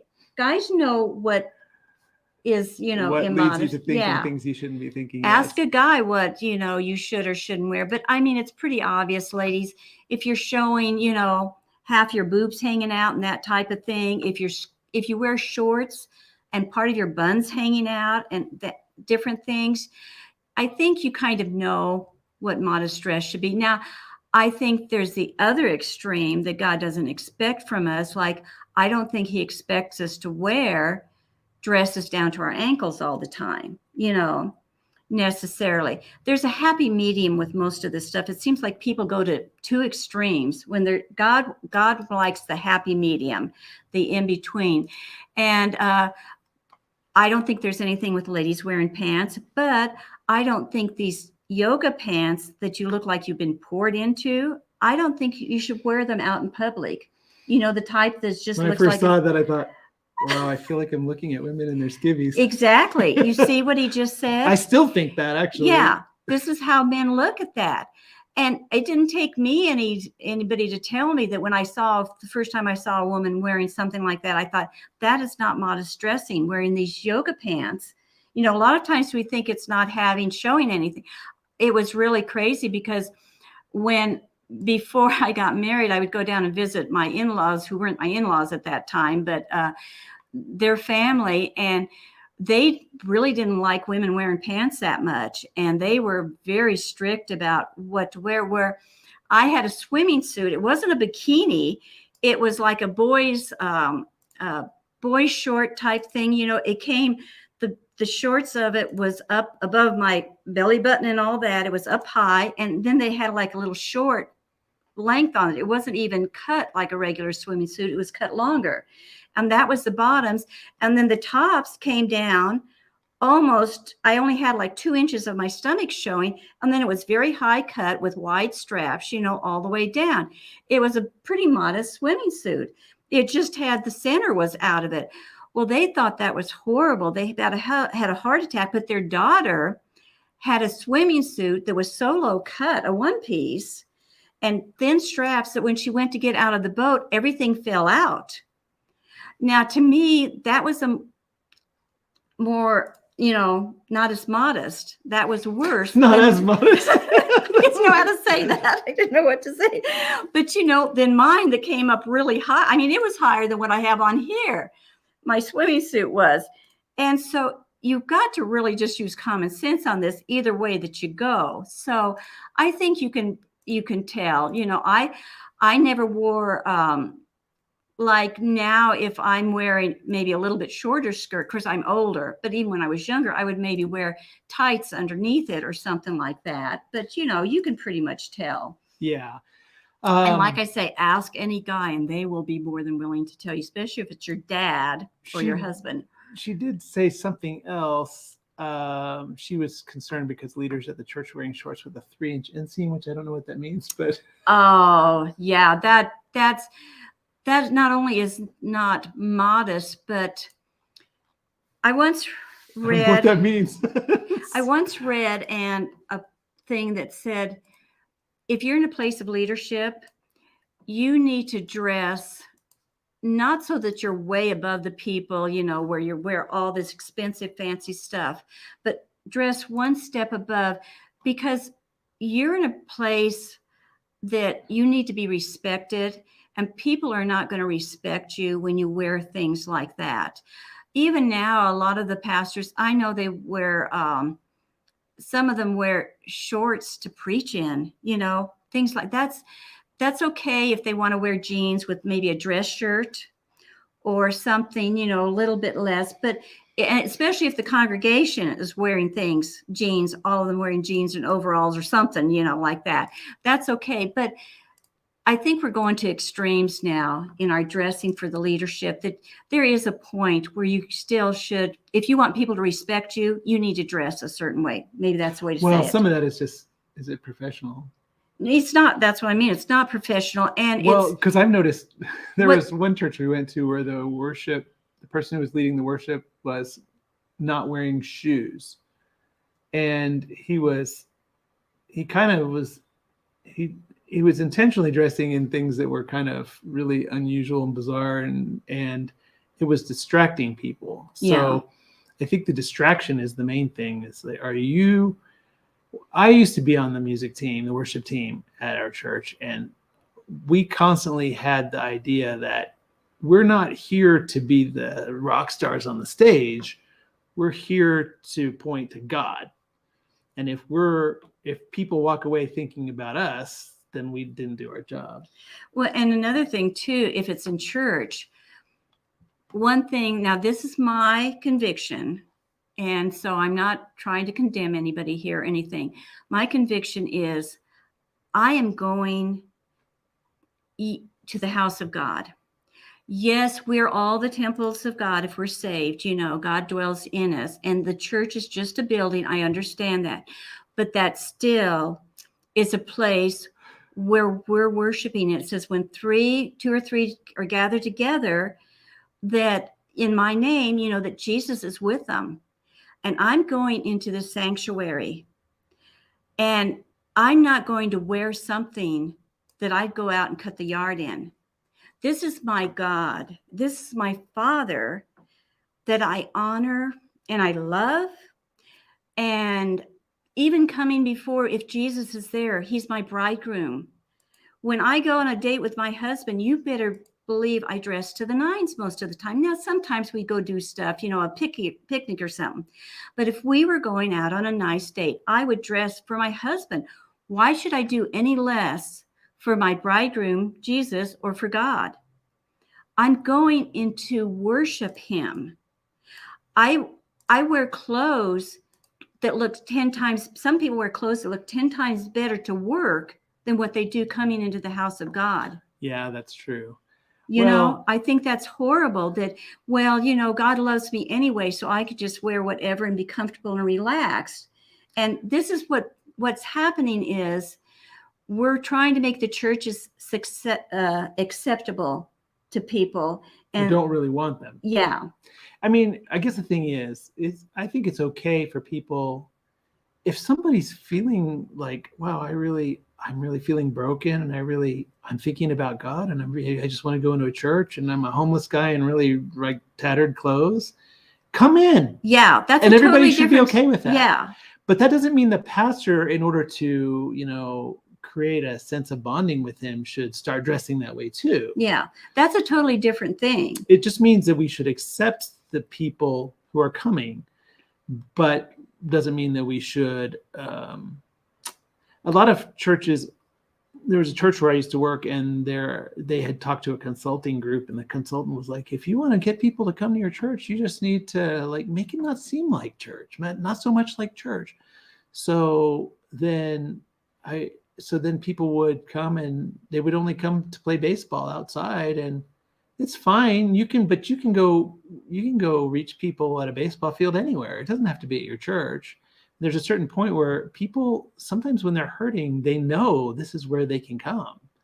And if you kind of blur that line, you're throwing God away. I think most people have a certain standard that they expect Christians to, pastors or people in church to come up to. That's why they're different from, the other standards. And if they come to a church that's down to their standards, what are they coming to? What's going to be any different than what they're already living with? So a couple more questions on that, just follow-ups. But first of all, Lois said it's about treating our body that was created by God with the respect that he deserves. Very good. Well, yeah. And one thing about that, we are made in the image of God. So some of those issues, we should be thinking that we are, because we're made in the image of God, we're reflecting his glory. Or if we're not doing it in a way that glorifies him, it's being disrespectful. Well, and one thing too, often people are wanting help or advice, like from a pastor or something like that. If I'm going to go to somebody, who do I want to take the advice for? Somebody who's dressed in a professional way, or somebody who's wearing cutoff jeans, and maybe a raggedy t-shirt. Mentally, maybe whether it's right or wrong, mentally as human beings, we will tend towards the one that's dressed a little bit more, nicer. The DG had a follow-up question. Would you switch churches if the church policy agrees with those shorts? That's gonna you're It's probably not the only issue I would yeah, I consider was on just the going to say, church.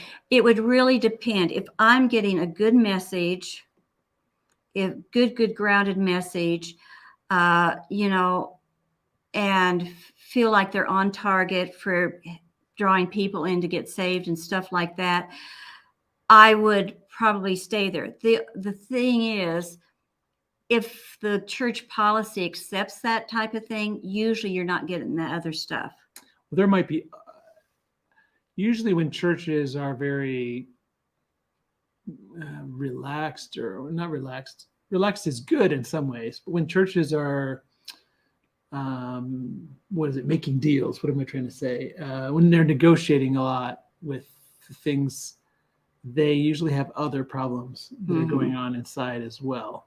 So that's what I would kind of say on that. Sorry. There's a happy medium of being too strict, you know, where you have to wear a shirt and a tie and a suit and all that. You don't need that. You don't want to be keeping people out because you're being so persnickety about things like that. So once again, it's a happy medium. You know, if a pastor goes to a very poor town in a small farm county, you know, type of thing, and he shouldn't dress, you know, like somebody in a big expensive, or is it Armani suit, you know, with the tie and the shirt and get up there. So you have to adjust and adapt these things and use common sense. You know, God gave his common sense for a reason. Yeah, there's the side of being just anything goes, and then there's the side of being legalistic, or pharisaical might be a better word, like a Pharisee, where that's all that's really important is what are people wearing, what does it look like, or whatever. So sorry, I was going to move on to another question, but Lynn said, I don't go to church now because I've gained a lot of weight and all I can wear are stretchy leggings. I don't want to be disrespectful. What would you suggest? Well, no, that's where you just use common sense. And if that's all you can wear, then you know in your heart you're doing the best you can. You're wearing the best that you can wear at the moment for God, you know. So if that's all you can wear, then just try to make it as wear maybe a long top, you know, that comes down a little bit. As, you know, what am I trying to say? Not respectful, but as wear maybe some nice jewelry, nice pair of earrings. Just try to think, how can I make it look nice to honor God? Yeah. But I wouldn't not go for that reason. No. And, you know, as far as the weight goes, I don't know how much you weigh, but my grandma weighed almost 350 pounds at one point. And she went to church every Sunday and she looked beautiful. She had to make her dresses herself, but she wore a dress and the dresses were ironed, neat and clean, you know, and of course, back then, sometimes people would wear hats. She didn't wear hats all the time, but she looked lovely, even though she weighed, you know, quite a bit. She looked lovely. So, yeah, there's a heart thing to that for sure. Yeah. And but I wouldn't stop going because you can only wear leggings. You can, you know. That's the case where I was thinking you can't be too legalistic about it. Yeah. And, you know, if I really wanted to go, I think I would try to figure out something, you know, how to do. So, like I said, it's just common sense. You know your heart and that type of thing. Karen, I'm so happy I just ordered volume 2. Yay. Oh, I think you'll love it. I think so too. And if you have volume 1, it's a lot of same type of recipes, just a lot of them are restaurant copycats, and a lot of them are a little bit fancier, a little more expensive, just because like we said, we used a lot of cream cheese in number 2. And when I say a little more expensive, that would still be real cheap for most people. Yeah, it would be. So and then Kay says, I made the gluten-free zucchini cake from your gluten-free living on a dime cookbook. So delicious. I love trying new recipes. Oh, I'm glad you liked it. Yeah. Yay. Actually, somebody earlier was talking about the gluten-free zucchini cake, so I might have to make that sometime soon. And don't forget these cakes and those types of things you can make into cupcakes too with school coming up, you know. Yeah. Patricia, do you think adult children should live close to their parents because of the potential for another lockdown, and being unable or not allowed to travel. My husband is devastated because our son is moving. Well, I mean, I would love to have the children. I'd love to have all the kids around me just because I'd love to see them a lot more often. I mean, I wouldn't. You can't really live your life worrying about those types of things all the time.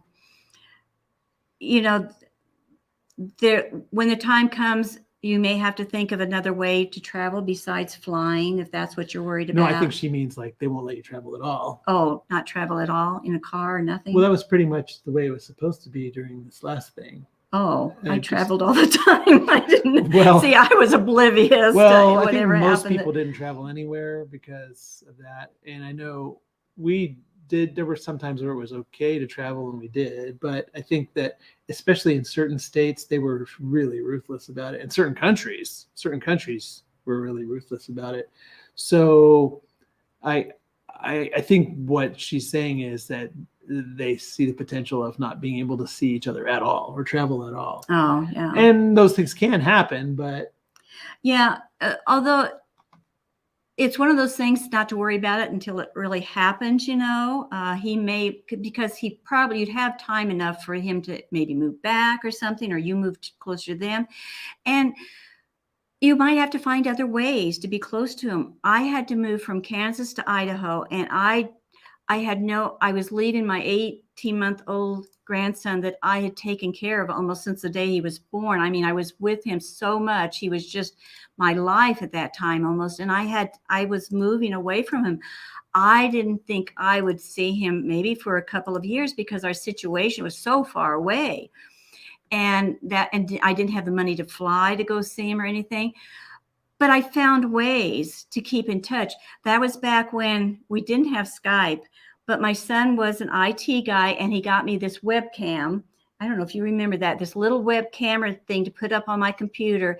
And it was blurry, but I could still see him and he could see me. Oh, yes, I do remember and that. we would talk, and we'd still talk, and I'd sing to him and read him stories and stuff like that. And then what I did was I made videos. That was back in the olden days. And poor Mike would come over sometimes and have to film me and sit and watch his mother-in-law do a puppet show. And I would sing or dance. Poor Mike. I wasn't abused or anything. And I'd read a storybook, and I would do that. And then I'd send the videos to him.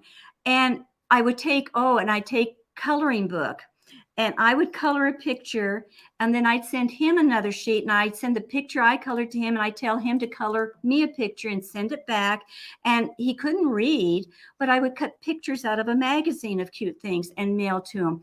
And we did this. And do you know, the first time I went back, I thought, he's not even going to know who I am. It hadn't been too long, but it had been, for an 18-month-old, they tend to forget easily, you know, when they haven't been around you too much. He came flying out that door when he saw me screaming, Nan. He couldn't get to me fast enough.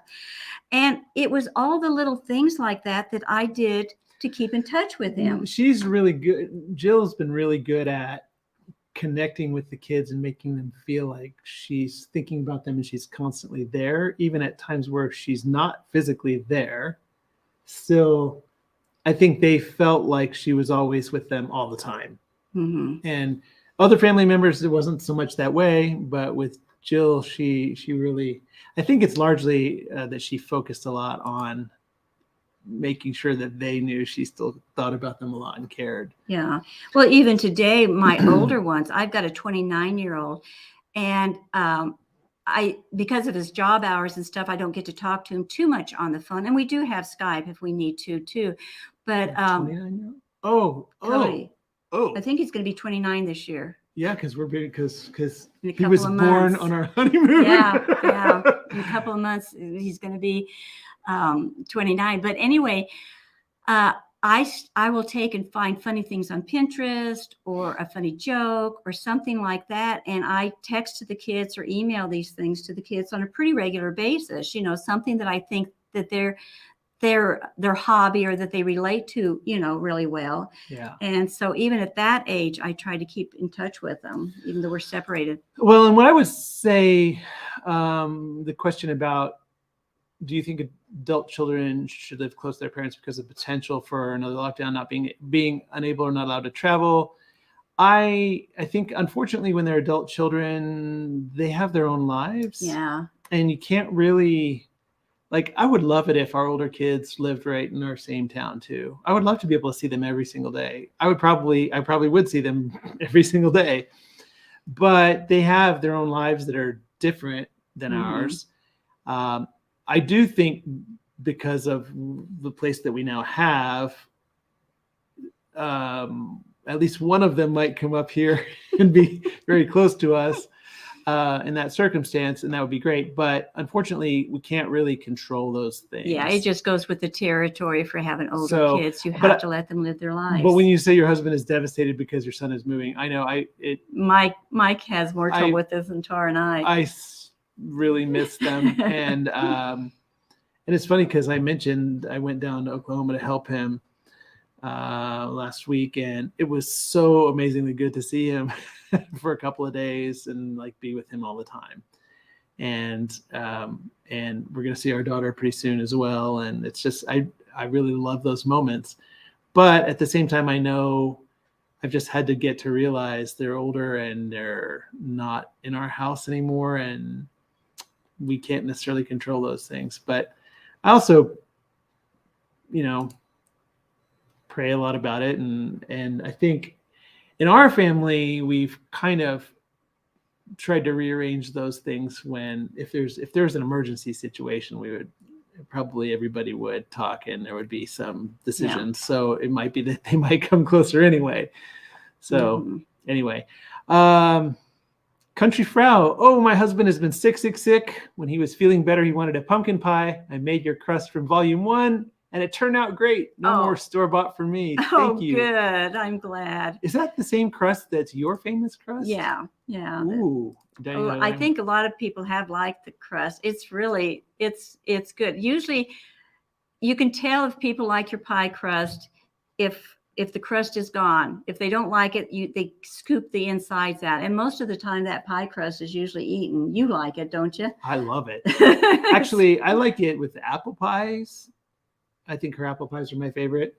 I like my pecan pies the best. Honestly, I almost think that the crust, if you just made the crust and broke it into little pieces and baked it. Oh, yeah. I used to do that with the kids. I wouldn't use all the crust, and I would make this, like I call a cinnamon crisp, and I would put cinnamon sugar on the crust and bake it in the oven. And they'd eat the cinnamon crisp, just the pie crust, because they liked it. I think the highest compliment I ever got was my husband. He loved pecan pie. And when we first got married, I forget, I made him apple or something like that. And he said, I never thought I would taste another pie crust that was better than my grandma's, but he said, yours is. But then years later, we'd been separated for many, many years. He came up to Wyoming, and there's a place here that's supposed to sell the best pecan pie in the whole world. And he said he went in there and he had a piece of it. And he said, oh, my goodness, it wasn't anywhere near your pie. So I thought, okay, this may be a good pie crust. Yeah, it's really, really good. It's amazing. Earlier, Christy asked any good school lunch tips. I did share the link at the time, but if anyone else is wondering, or if you're still here, Christy, I did share it earlier, but here's the link I'm sharing right now. School lunch. We have a school lunch ideas post on our website, Living on a Dime. That we go into a lot of detail that'll really help you. So I should just shared that. Teresa, you sent me a Bible because my grandson took mine. He reads and wants to ask questions all the time. He's very curious about everything in the Bible. Yay! That is great. I love to hear stuff like that. I'm glad, Teresa, because I specifically remember you asking. So the thing is, we give away a free Bible on our website, but we only give away one per person. Well, it says one per household because the issue we have is sometimes we get a whole bunch of requests from different people at the same address, and we think, is this legitimately people wanting it, or is it something else going on? Unfortunately, we have to think about those things. But like Teresa had said, I already got my free one, but I was wondering if I could, I had to give mine away. Do you think we could work it out?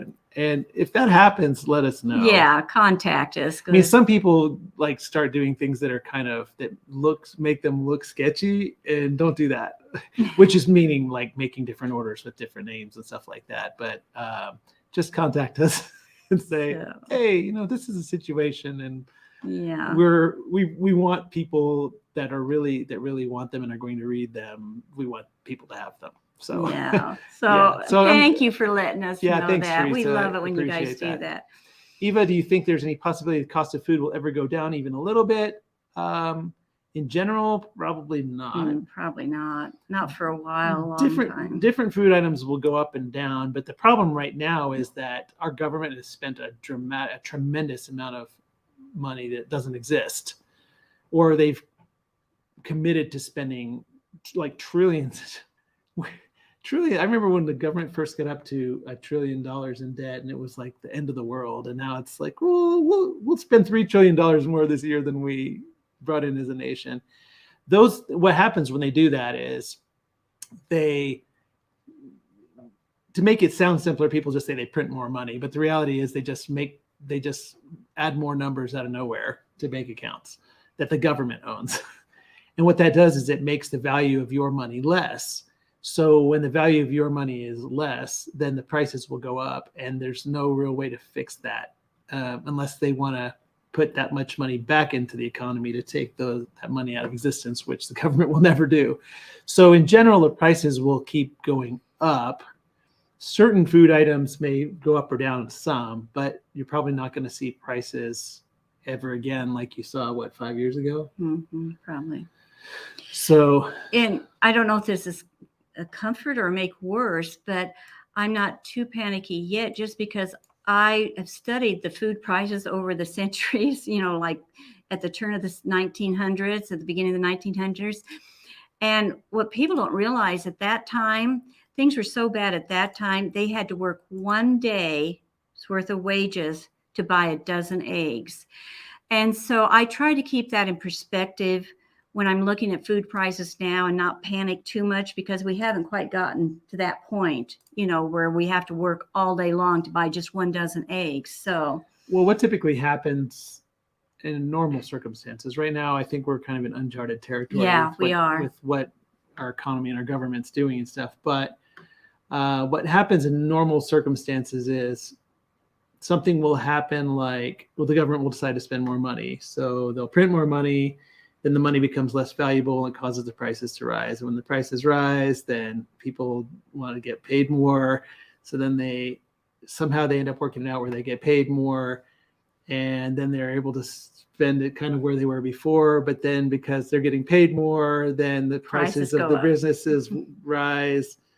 And because the business has to charge more in order to still pay them, the more money that they're getting now, and that causes prices to rise. So it's like this vicious cycle that happens. And largely with the government stuff, the government, when they print $1 million, it reduces the value of everybody else's money, but they get the value of it as $1 million. But in the future, that $1 million will have, $700,000 worth of value instead of $1 million. And and the more that it happens, the less the money is worth. Yeah. So when you see a tomato, I don't know, how much are tomatoes these days? I don't know. I haven't bought one for so long. When you long. see something go up a lot in price, let's say you had a loaf of bread. I was going to say a loaf of lettuce. When you have a head of lettuce and it was $1, and now it's what, $1.30. $1.30. Okay, so it's increased in price 30%. Does that mean that the company that its value is 30% higher? No, it means the value of the money is less. The item is worth the same, just the value of the money that you use to buy the item is less. And that's what inflation is. And that's what happens when the government agrees to spend money that they don't really have, and then they just make it out of nowhere. So, sorry, you getting tired?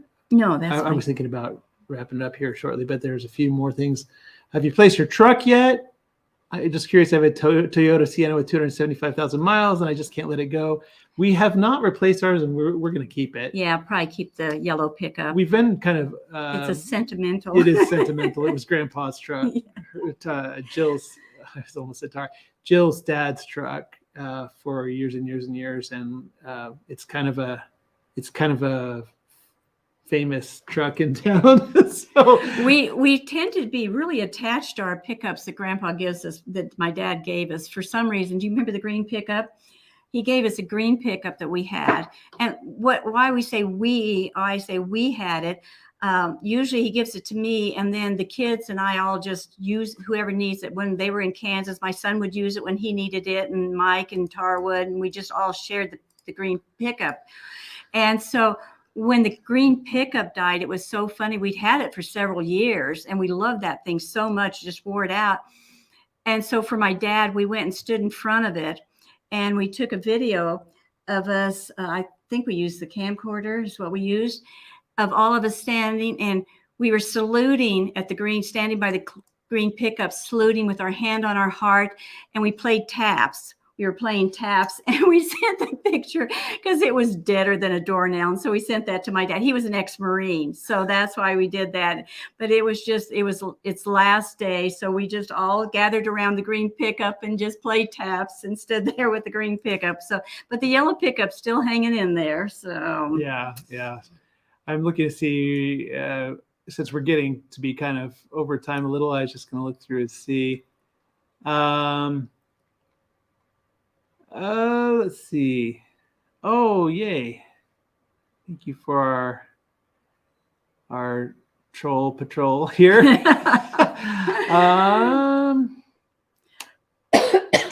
Okay, so Karen, response to the dress thing, said just get leggings up a size or two so they're not too tight in the wrong places and put a long top over them. Very good idea. That's the kind of thing I was thinking. Yeah, that's what I was going to say. Just try to figure out something, wear a longer top or something like that you can. Yeah. Wow. Should we talk about that? I can't see it. Pamela just said, what do you think of a church encouraging concealed carry and surveillance? I think it's great. We live in Wyoming, so I think it's great. My brother, it's so funny. He's in Colorado, but he said, you know what? Anybody that comes into our church carrying a gun to, a shooter or something, he said, I'm going to duck under my pew first thing, because he said, I think every man in our congregation has a conceal and carry weapon on him. And I wouldn't want to be the guy coming in with the rifle shooting. And people hear weird things in the news and the media because the media just tells a bunch of lies. But what we've learned living here is that it's just a tool. Yeah. And the thing is that it's like a lock on the door. The thing is that in a church, something you just use, people aren't going to say, oh no, their first response isn't going to be take that person out. It would be something that people really wouldn't want to do. Mm-hmm. But the thing is, unfortunately, the world we live in now, it's funny because people think that that's the problem, but the problem is actually that our society has been trained that people are not responsible for their actions, so they can do whatever they want. And that's what causes all the disastrous things to happen. Yeah. But unfortunately now, in some places, there are people that would likely cause problems there. And I know like here, if you're from a place where people are terrified about those things, when we're here in Wyoming, I think people don't mess with other people because they don't know what they're going to get. I know. I always say, I think there's less crime here for one reason and one reason only. And that is because if you open up the door of somebody's home here in Wyoming, you're liable to get shot, and so it deters people, even though nobody would probably shoot them, What's funny about that though, is the people that do carry are very self-controlled. Oh, they're very respectful of these weapons. Even though the bad guys don't know if I open your door what I'm going to encounter, most of the good guys would not choose that as the first step. No, it wouldn't be. but they, they see these and it deters them. It really does. Yeah. So I unfortunately, some people in some places are really taught that's just awful and terrible, and that those things do bad things to people just because they exist. But the reality is, I think the issue is our culture has been trained to think that people shouldn't be responsible for their actions. Instead, we'll find other things to blame for their actions. Mm-hmm. And it's kind of led to a lot of bad outcomes. Yeah, what's sad is the people that usually legally own the weapons, are way more responsible with. It's like with our police force. When they're trained, the weapon isn't the first thing they want to use on somebody, you know. They do other things to try to diffuse the situation and stuff like that. And so that's what people don't understand. It's the people that don't know what they're doing that are the evil people that are just being mean or wanting to hurt somebody. And That are nobody, dangerous. almost nobody, I guess maybe criminals, I don't know, but most people just, even if they do carry, they don't really want to ever Have to use have them. that on their conscience, Mm-hmm. even, no matter how bad the other person seems. Mm-hmm. And in our case, we encountered a bear on the hiking trail the other day, and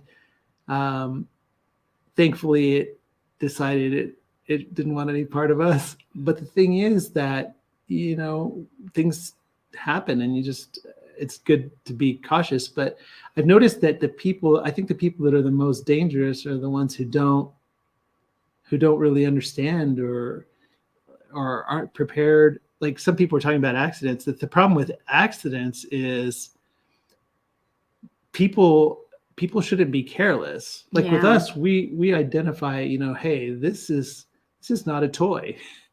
And if there were little children, then it would definitely be secured in ways that they can't get to it. But our whole family knows how to use everything. And pretty much all the people in town that I know are like that. So in that case, you have to respect the fact that it's potentially dangerous. And then accidents can be avoided by people being responsible. It's irresponsible people that are the problem. And you know what's funny is I feel more secure here that nothing's going to happen to me by somebody shooting me than I would like in Colorado or maybe even Kansas, because of that, the people are respectful of their weapons and know how to use them and are careful with them and, you know the right thing to do. Where the other places where they don't have the guns and stuff, nobody understands them, and just the criminals are ones that don't understand the guns, don't know how to respect them, and they'll use them. Well, and if you personally understand how it works, how to be careful with it, how to respect what it does, where it could be a problem, it's a lot less scary. But she mentioned church too. I don't think people totally understand what the Christian faith or Christians, the way Christians are really, we're in a battle, not against other people, but they think of us as being kind of wusses, you know, and weak and meek and mild. But I tell you, Jesus went into the where the temple where the money changers were, and he pulled out a whip and he let them have it because what they were doing was wrong. And so just because we go to church doesn't mean we should just, you know, kind of sit in the corner. Yeah. Yeah. I mean, the thing is, I think as a Christian, your first hope should be that you can talk to that person and yes, persuade them, hey, mm-hmm. you know, God really loves you and this is a bad choice and this isn't going to end well. But the truth is, if they start hurting or trying to hurt everybody else, then the Bible does not. Is it Nehemiah, I think, where he says, fight for your families and your, yeah. That's another great example. Nehemiah stood the men up with their families behind him because he knew the men would fight stronger and harder to protect his families. He says, fight for your families and your homes and something else. I forgot what the exact verse is. But again, I guess the thing I'm thinking is in places where it's unknown, if somebody might be carrying somewhere, there tends to be more, I think, thought from people who might want to do something bad. Mm-hmm. They hesitate more. And for places that say, we don't have any of that here, that's like putting a big target for bad guys. So I would say I would hope to never see it need to be used, but I know some people around us would probably be doing that. So, and I'm okay with that. There's nothing wrong with them doing it, taking them to church, you know. Yeah. Yeah, the bear, we realized, so the boys and I were hiking on this trail, and we weren't very far onto the trail at all. And Dave was ahead of us, like he likes to do. And all of a sudden he came back and he kind of was looking like this, and he said, "There's a bear on the trail," and I was thinking, yeah, right, because I don't know, Dave sometimes exaggerates some things. Sorry, Dave. And I thought he was joking. Jack didn't think he was joking, so I must have just missed something there. But thankfully, he and the bear saw each other. The bear was standing up, and it turned around and ran down the trail in the direction where we were going to go. And so at that point, I think they were like, "Yeah, Dad, I don't know about this." And I was thinking, well, since it went on exactly the trail where we're going, maybe we should turn around. But when we got home, I kind of checked out all of our protective equipment that we bring on hikes, and I discovered that it was probably insufficient. The bear had decided, I mean, like the bear spray was outdated, and the other things were not sufficient power for a bear. So anyway, so we've since corrected that problem. So anyway, all right, well, hey, let's see, any other last minute questions here before we go? It's really been great seeing all of you today, and I'm just looking to make sure there aren't any other questions. Oh, by the way, it was a black bear, so that's probably why it turned and walked away. There are grizzly bears in Wyoming, but as far as we know, not in the mountains where we hike. They would be a little more likely to have an undesired response to seeing us in the woods. So anyway, all right, well, cool. Well, I think we're going to go ahead and wrap it. It's been great seeing you today. Yes, guys. I think we're planning to see you next week. I may do a cooking show with the boys. I shouldn't probably say it until we're prepared, but anyway, it's the new kitchen, and we never shot video in there before, so we'll see how that goes. So anyway, have a great rest of the night. Bye-bye, guys. You. We love you. And we're praying for you too. Also, I just might mention real quick here, I'm going to share the free Bible link one more time. If you need a Bible and you don't have one, here's that. And also, if you need to save money on your groceries and you want some great recipes, I'm sharing our link to where you can get our cookbooks for 25% off. So have a great night, and we'll talk to you again soon. Bye-bye.